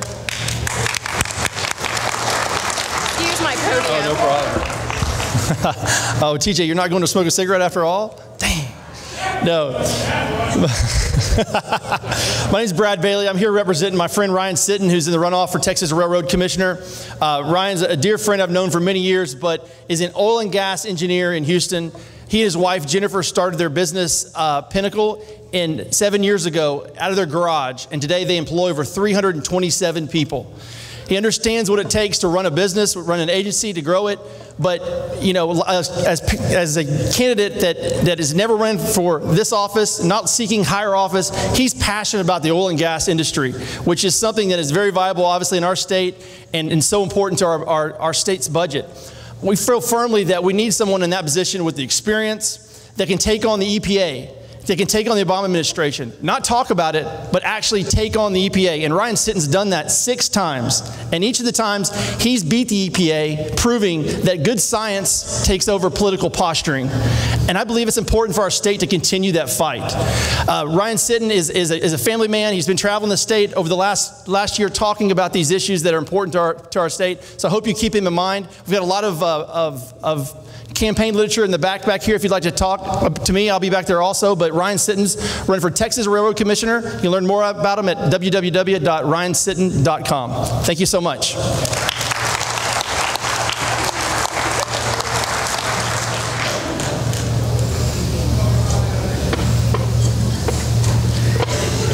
While we are waiting on the nominations committee to finish up, I have been given a note. First off, are all of our pages in here? Can we get the pages? Would somebody please go get the pages from the registration table for us, please? There is 1 page. All of our pages, please. Can I get the pages?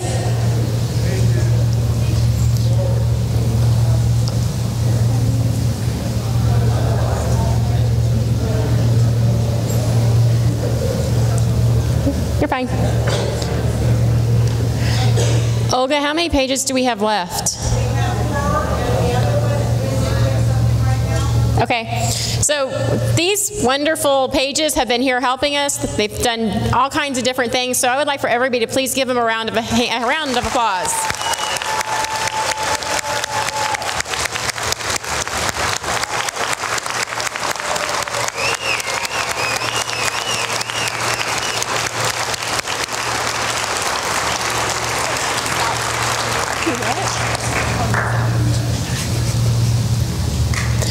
I would also like to thank, I know it's already been said, but everyone that served on one of the committees, the committee chairs, vice chairs, subcommittee chairs. Thank you all for all of the work you've done this week. It has been a great convention. I'm very proud of it, and I thank you all for doing that.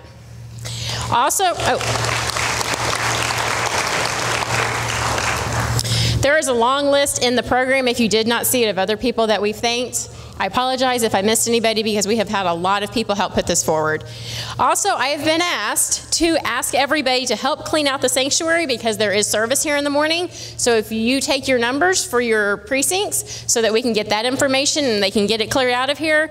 And then also we're going to need some help taking some tables and chairs back to the office. We're going to need at least 3 men to do that. Any news on the nominations committee? We're checking. Did any candidates come in at the last minute that we have not allowed to speak? Is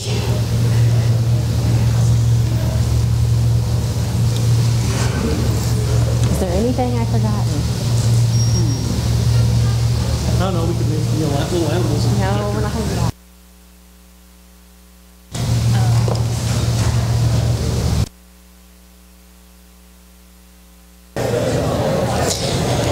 We have not done this today. I need to make, so what we are going to do is it's not free to run one of these wonderful conventions. So what we are actually doing is we're going to be passing out envelopes for asking for donations for the Travis County Republican Party to help pay for it. Now, earlier I know that envelopes went around, and that was for the CRC, which is on the state level, but we're going to be passing out envelopes now to be able for donations to help pay for everything that we put on today. So the pages are going to be doing that with Olga right over here. So when you're seeing those, please be generous and help us pay for this event. And we'll be back in session in just a few minutes. I call Senatorial District 14 Convention back to order. At this time, we're going to have the nominations chair come up. The nominations committee is going to be, what they do is they help select any of those leftover seats that will be state delegates. The list will include all the individuals that went from caucusing and the ones that were selected from the nominations committee. Mr. Shirley.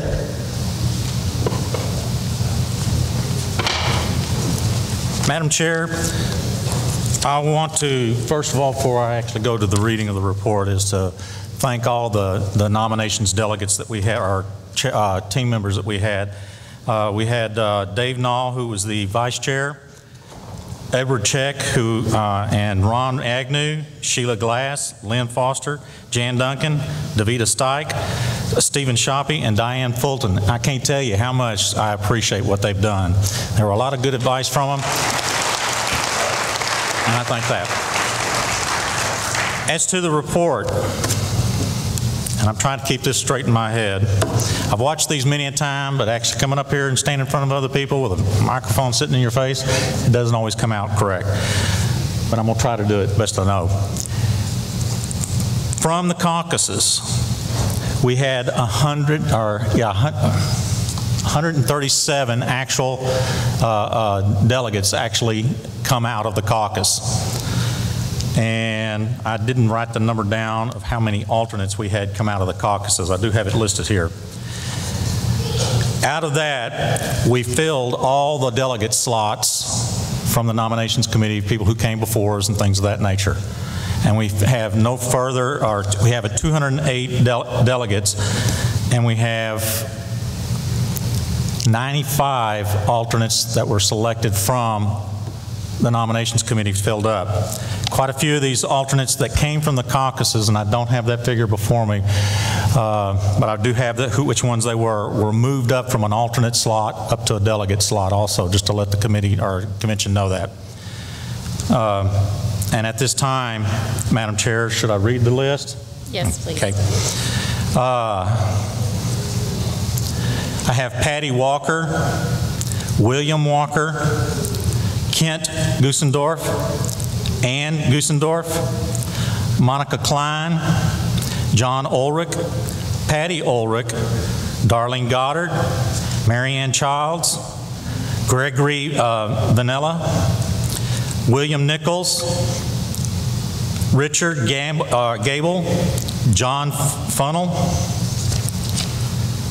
David Dorn, Susan Doman, excuse me, Larry Pollock, Diana Ramirez, Arturo Ramirez, William Morehouse, Joseph Meyer, Daniel Parks, excuse me, Jennifer Zimmerman, Stephen Jarvis, Paula Jarvis, Donna Zimmerman, Jan Duncan, Tiffany Duncan, Benjamin Harry, Dean Wright, Lori Patron, Ashton Drenner, Michelle Rendell, Barbara Conley, Andrea Laffey, Lisa Mallory, Vic Vaught, David Weisner, Paul Wargo, George Pazdrel, and George Howard Pazdrel, Barbara Toot, William Martin, Neil Groover, Richard Font, Richard Edwards, Timothy Miller, Kendra, how would you say that? McElhaney? McElhone, I guess how you pronounce it. Thad Herbert, Deidre Herbert, Raymond Marr, Dorothy Erminger, John Overby, Louise Scolpati,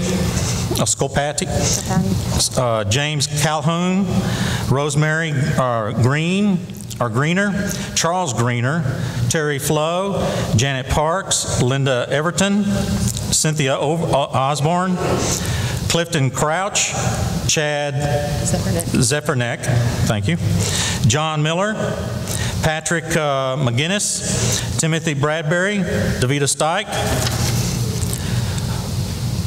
Vernon Wall, Barbara Wall, Rodden Madden, Janice Madden, Martha Gay, John Dalgish, William Crocker, Benjamin Mendelson, William Lutz, Timothy Scott, John Graytalk, excuse me, Anthony Vargas, Phil Papick, Carolyn Agnew, Emmy McDaniel, Daniel Light, Mark Hughes, Henry Sloan, Edwin Bauman, Rob Wilson, Michael Prillman, Judy Moore, Amanda Stout, excuse me, Ruth James, Arthur Gromowski, William Worsham, Joshua Spain, Joseph Poyman, Kevin Packenham, Julie Hertenberger, Mark DeYoung, Earl Wellborn, David Walls, Mark Scarborough, a Roy Bristow, I guess is how you'd say it, Bristow, Ben Linus, Kevin Wright, Michael Aboud, Jerome Johnston, Ivan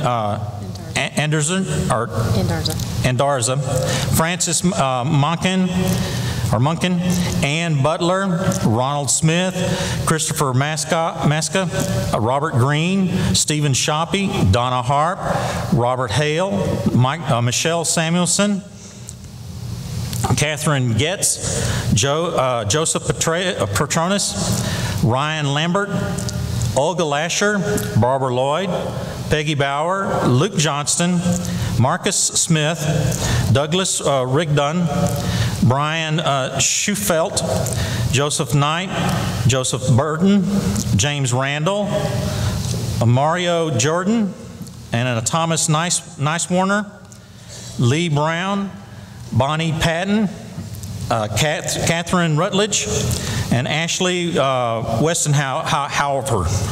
I think is what actually how it should be pronounced. Diane Fulton, Sasha. Shasha? Yeah. Okay, Shastra. Okay. Lancelot Clopton, Richard Dominguez, and Brian Russell. This is the list that came from the caucuses, and as I understand, Madam, that can be amended in any shape, form, or fashion. Okay. That is correct. The following names that are being read are delegates also, and this is what came from the convention and people who we had interviewed and stuff beforehand. David Duncan, Randy Samuelson, Michael Morris, Robert Edwards, Robert Shirley, Dave Nall, Michael Hockett, Timothy Liner, Ronald Agnew, Lynn Foster, Peggy Cravens, Corrine Hughes, Mary Petronas, Jeremy Flowers, Corey Tabor, Joseph Gardner, Michelle Carquist, Akshawn, Donna Crocker, excuse me. Thank you very much. I'll be in big trouble if I didn't read that one off for sure. She's like a second mother to me, so don't worry about that. Akshaw, Ashtray, Patrick O'Dell, Martha Bell, Todd Olson, Francisco Nall, Lucas Lakoski, Darlene Davis, John Markham, Mary Monday, Tommy Coleman,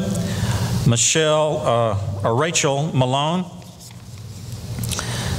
Mary Delaware, Jacob Lacoste, Michael Goldsmith, Leland Freeman, Grace Germany, Elliot Griffin, Kimberly Chambers, Brendan Steinhauser, Laurie Peavy, Johnny Long, Bradley Bailey, Teresa Schubert, Sarah Malone, Stephen Mobley, David Armstrong, Joseph Brozone, Cynthia Davison, Nathan Malone, Carter Tanhill, Michael Joyce, Richard Gable, Newbie Nasi, James Phelps, Linda Nichols, Cynthia Armstrong, Joseph Knight, Seth Grunberg, Alan Abbey, Vincent Coffin, Wayne Davison, Jay Miller, Wilbur Nicholson, Kai Abbey, Thomas Lerma, Brian Schufelt, Bailey Steik, Benjamin Birch, Erwin Abbey, and John Waltrip. These were the delegates that we had listed. What? Okay. Okay. Oh, wait a minute. Okay, these were moved up for all this. Okay. Moved up to delegates is what it is.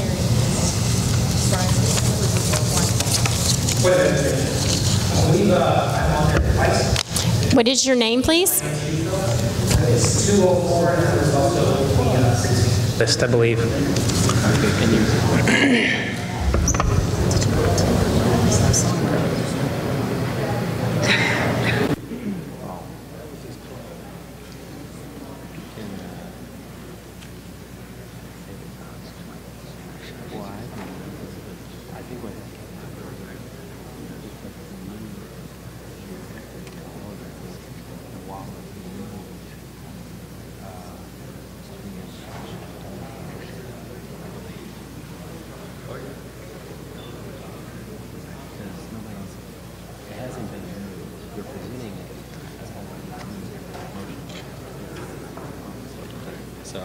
Can I say something? No, I was going to make a suggestion how they could easily look it up twice. Control F. Control F on.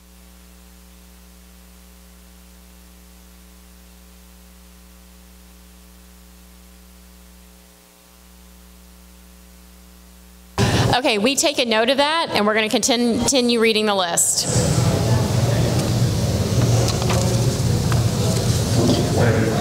Yes. Same thing, I was also listed twice. I believe I'm under 127 and 195, Joseph Paul Knight.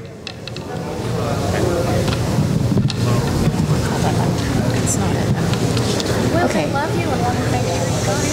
Thank you. I'm sorry, what was your precinct number again? 461. Thank you. I believe the line number, I don't know if you have the same, but on the spreadsheet. I don't. Okay. 435? It's at 436, didn't it? Is it 4?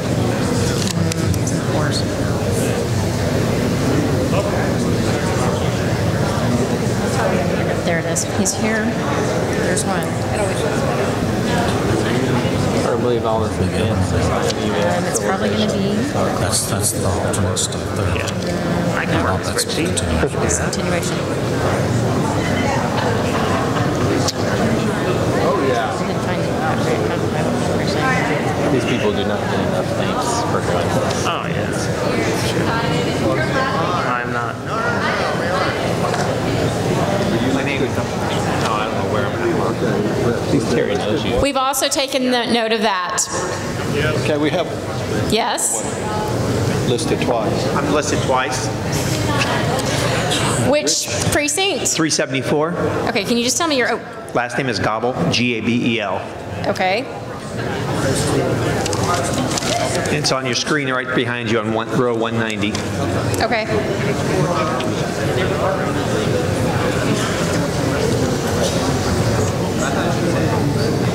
There it is. We take a note of that also?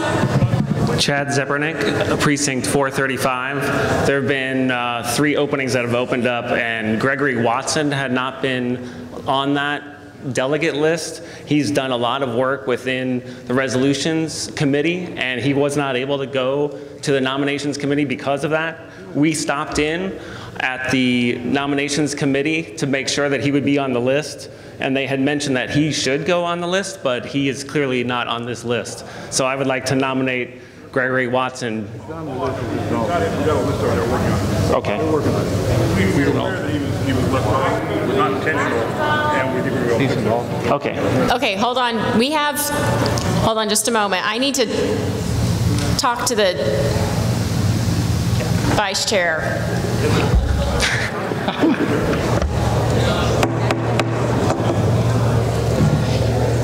So here's what due to the situation, there was a clerical error with 3 names being printed on the roll that you all heard called. We are going to be striking the double names and removing those.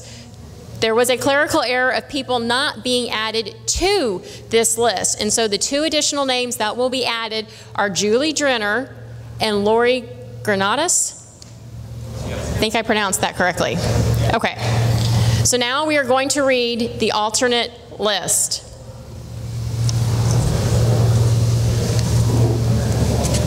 Madam Chair, this was the alternate list as read. The first 22 were supposed to be coming from the nominations committee. Is that correct? Excuse me, Chair. I had a question on the floor about Gregory Watson that has not been answered.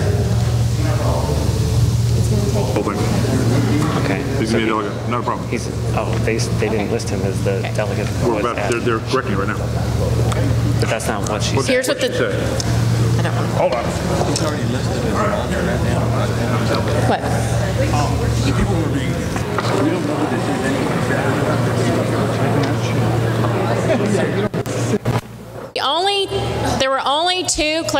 There were only two names added to the list based on the clerical error. To answer the point of order, Mr. Watson was put on as an alternate, and it will take 1/10 of the body of the delegation with signatures to add him on as a delegate to the list.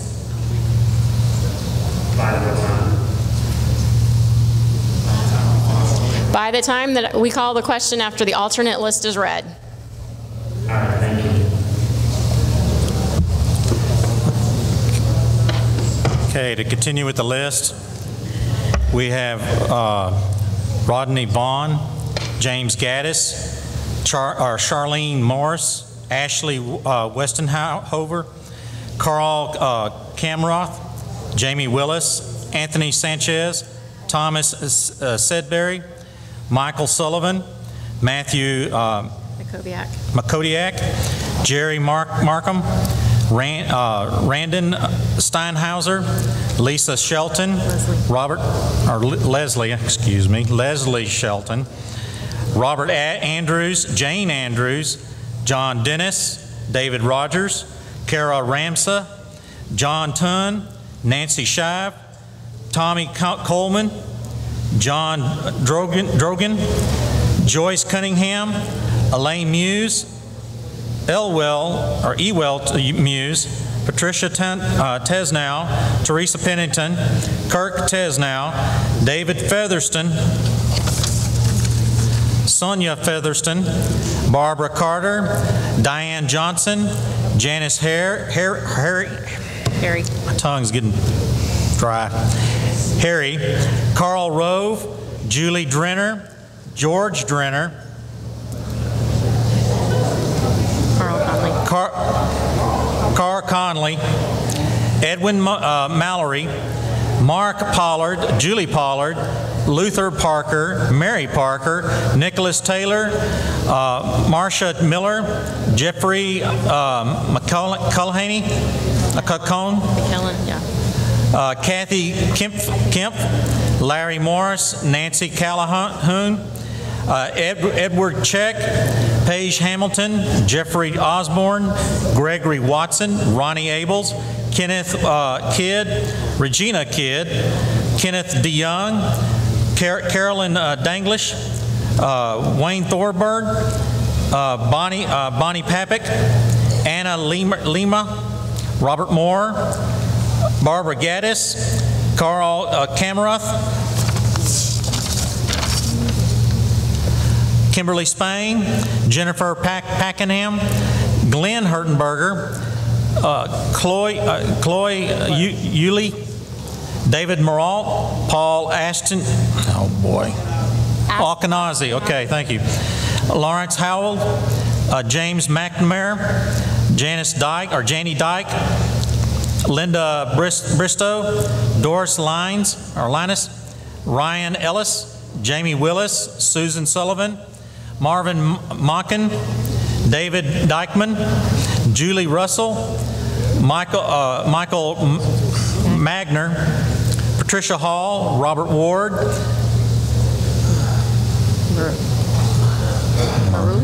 Marula Cox, Jean Crawford, Gonzalo Camacho, excuse me, Bruce Badgley, Paul Kern, Charlotte Clopton.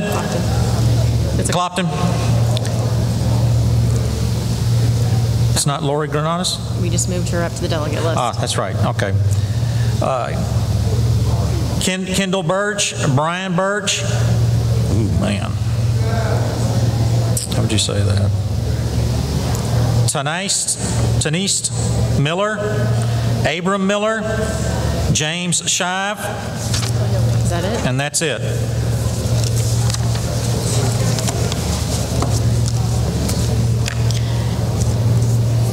Do you have a point of question? What exactly are you doing? My name is Jamie Wheelis, and y'all just read my name twice.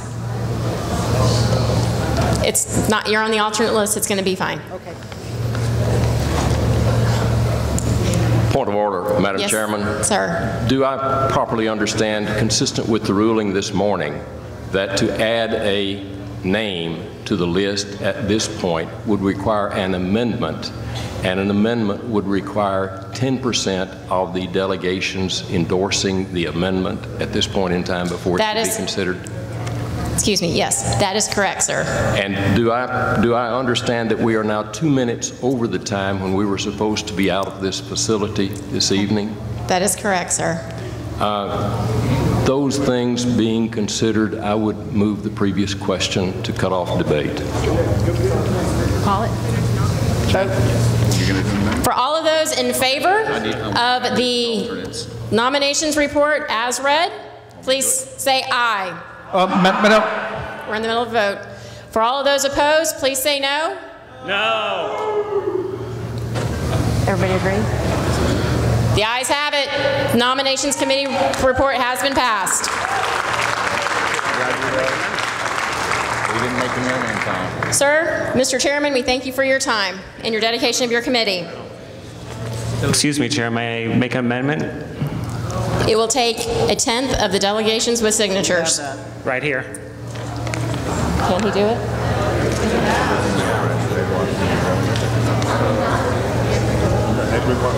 Point of order, Madam Chairman. Can you move to amend something that has already been passed and is no longer on the floor? It's, the ruling is started. You didn't call for a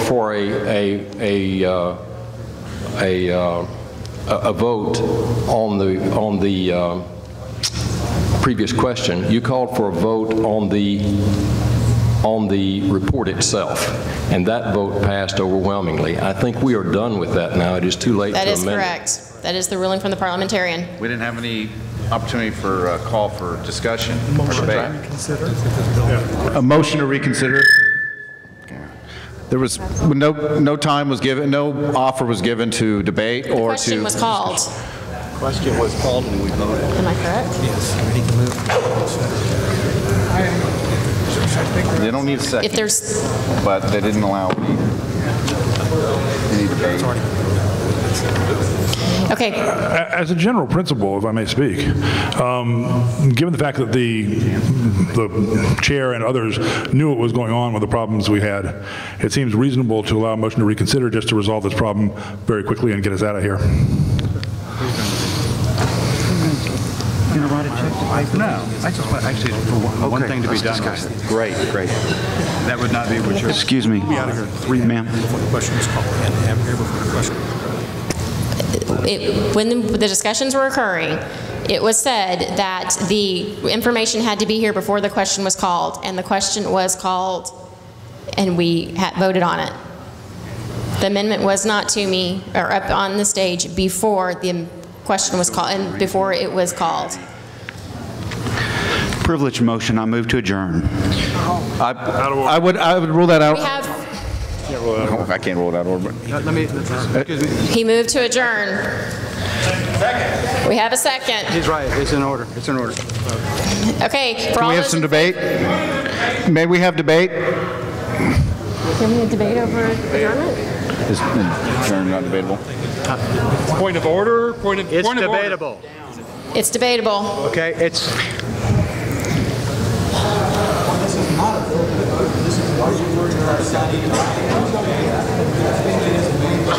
Don't shake your head. Get up in the middle.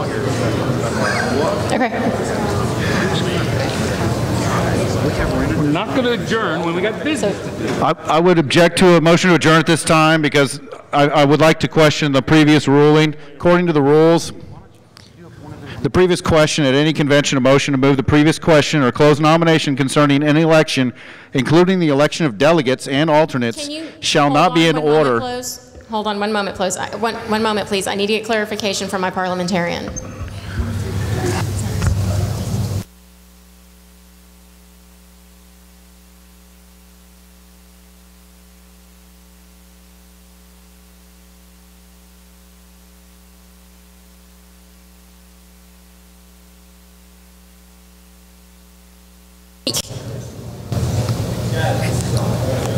Okay, I need to know, I just need to get clarification.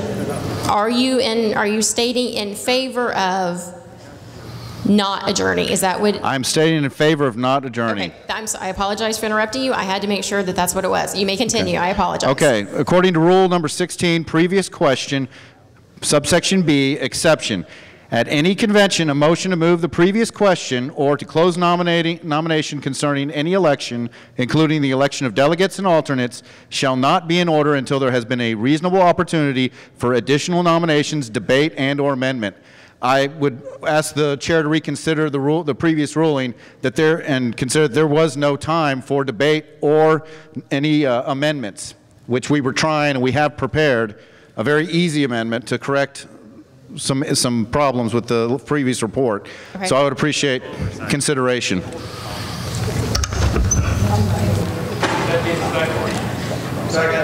I second that. Okay.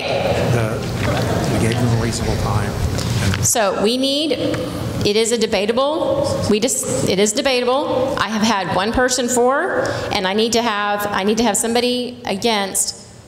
Not, or adjourning. How am I? Not adjourning. Parliamentarian? Adjourning. He voted for not adjourning, so I need somebody against the fact that we are not adjourning.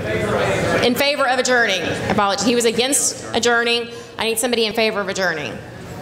Mark DeYoung, Precinct 258. The whole time that we were reading the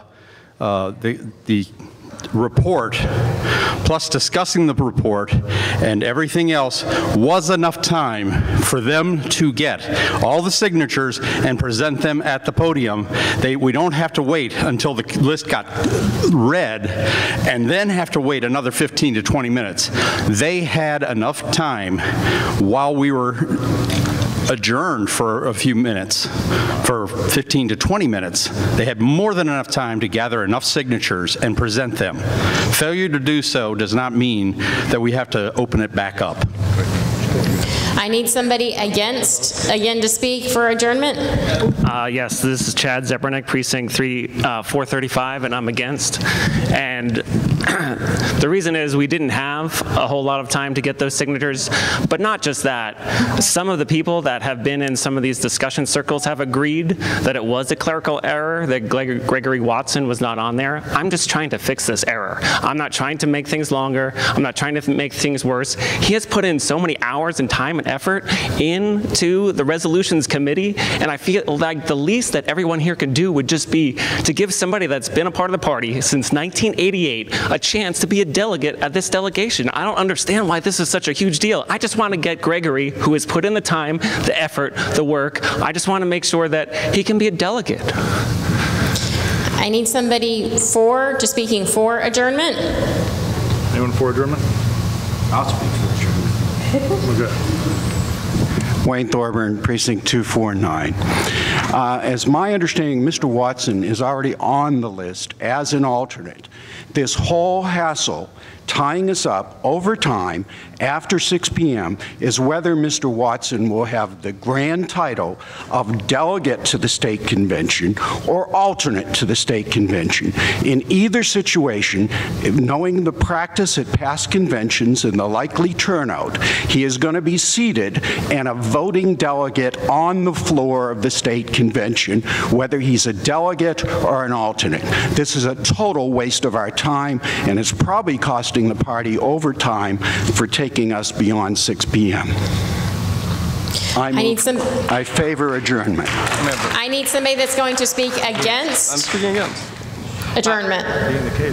Hi, Joe Petronas, 215. I agree with Stephen Shoppy. Looking at the general rules for all conventions set forth by SREC, 16B. Realistically, we read all the delegates. There was some confusion there. I don't think we really read through all the alternates until later on. So if you were later on in that process in the alternate, you didn't see your name listed, I don't think you had enough time to react. So I understand what Mark DeYoung is saying, but I don't think that realistically we gave enough time for debate. And if you look at the alternate list, there are like 100 spots left that we're going to leave empty. So if everybody I assume that everybody that's still here is on at least the alternate list. If not, I would highly, highly, highly encourage them, if they're interested in going to state, to make an amendment from the microphone to get their name added. And I believe that let's take 10, 20 minutes and get it done. Thank you. I need somebody that's going to speak for adjournment. Call the question, Madam Chairman. All those in favor of adjourning, no, go the other way. All those in favor of not adjourning and continuing debate. Motion to reconsider. Motion to reconsider. All those who are in favor of reconsidering. Okay. All those in favor of reconsidering the previous motion, say aye. Aye. What was the previous? What's the previous motion? The motion to adjourn? No. Motion to adjourn is pending. The motion to adjourn is what is pending. Hold on one moment. I thought we were.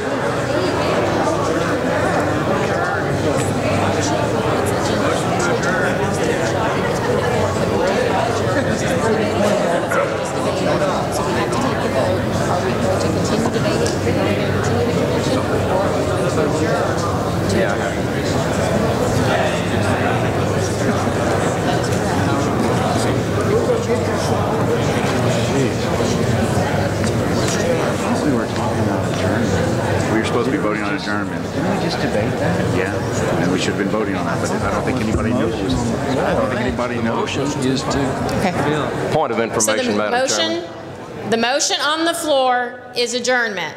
We have debated for and against it. We are now going to vote yes. If you say yes, will be for adjournment, and no will be not to adjourn. So all of those in favor of adjourning say yes. Yes. All those opposed say no. No. Can I have my sergeant at arms please come to the front? Can we do a standing vote? I'm going to do this. Madam Chair, I would request a standing vote. That's what we're doing. If all those in, okay, first off, if you are not a delegate to the convention, please go to the back of the room. If you're in favor of adjournment, please stand.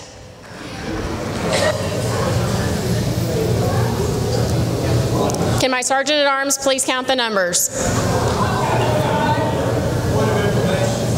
We're in the middle of a vote. I cannot take it. We're in the middle of a vote right now. Adjournment. Okay, sorry. It was requested that we take a standing vote based on for adjourning.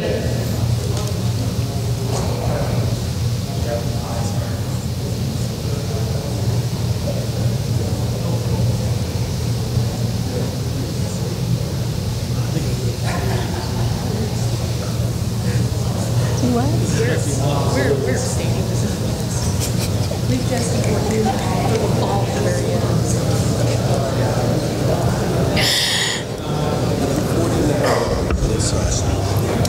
For adjournment.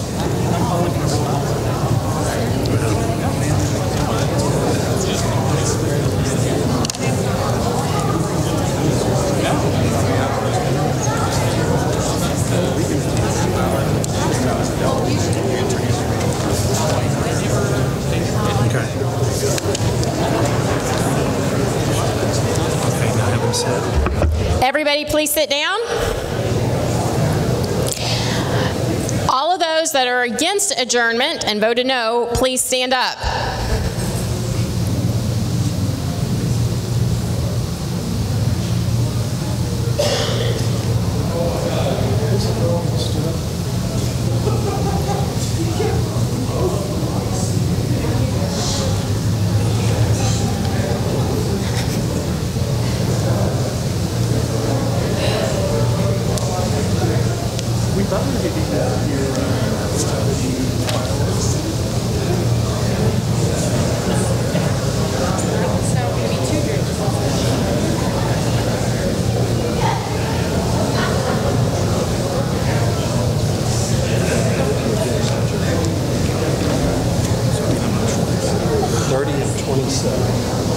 That's 57.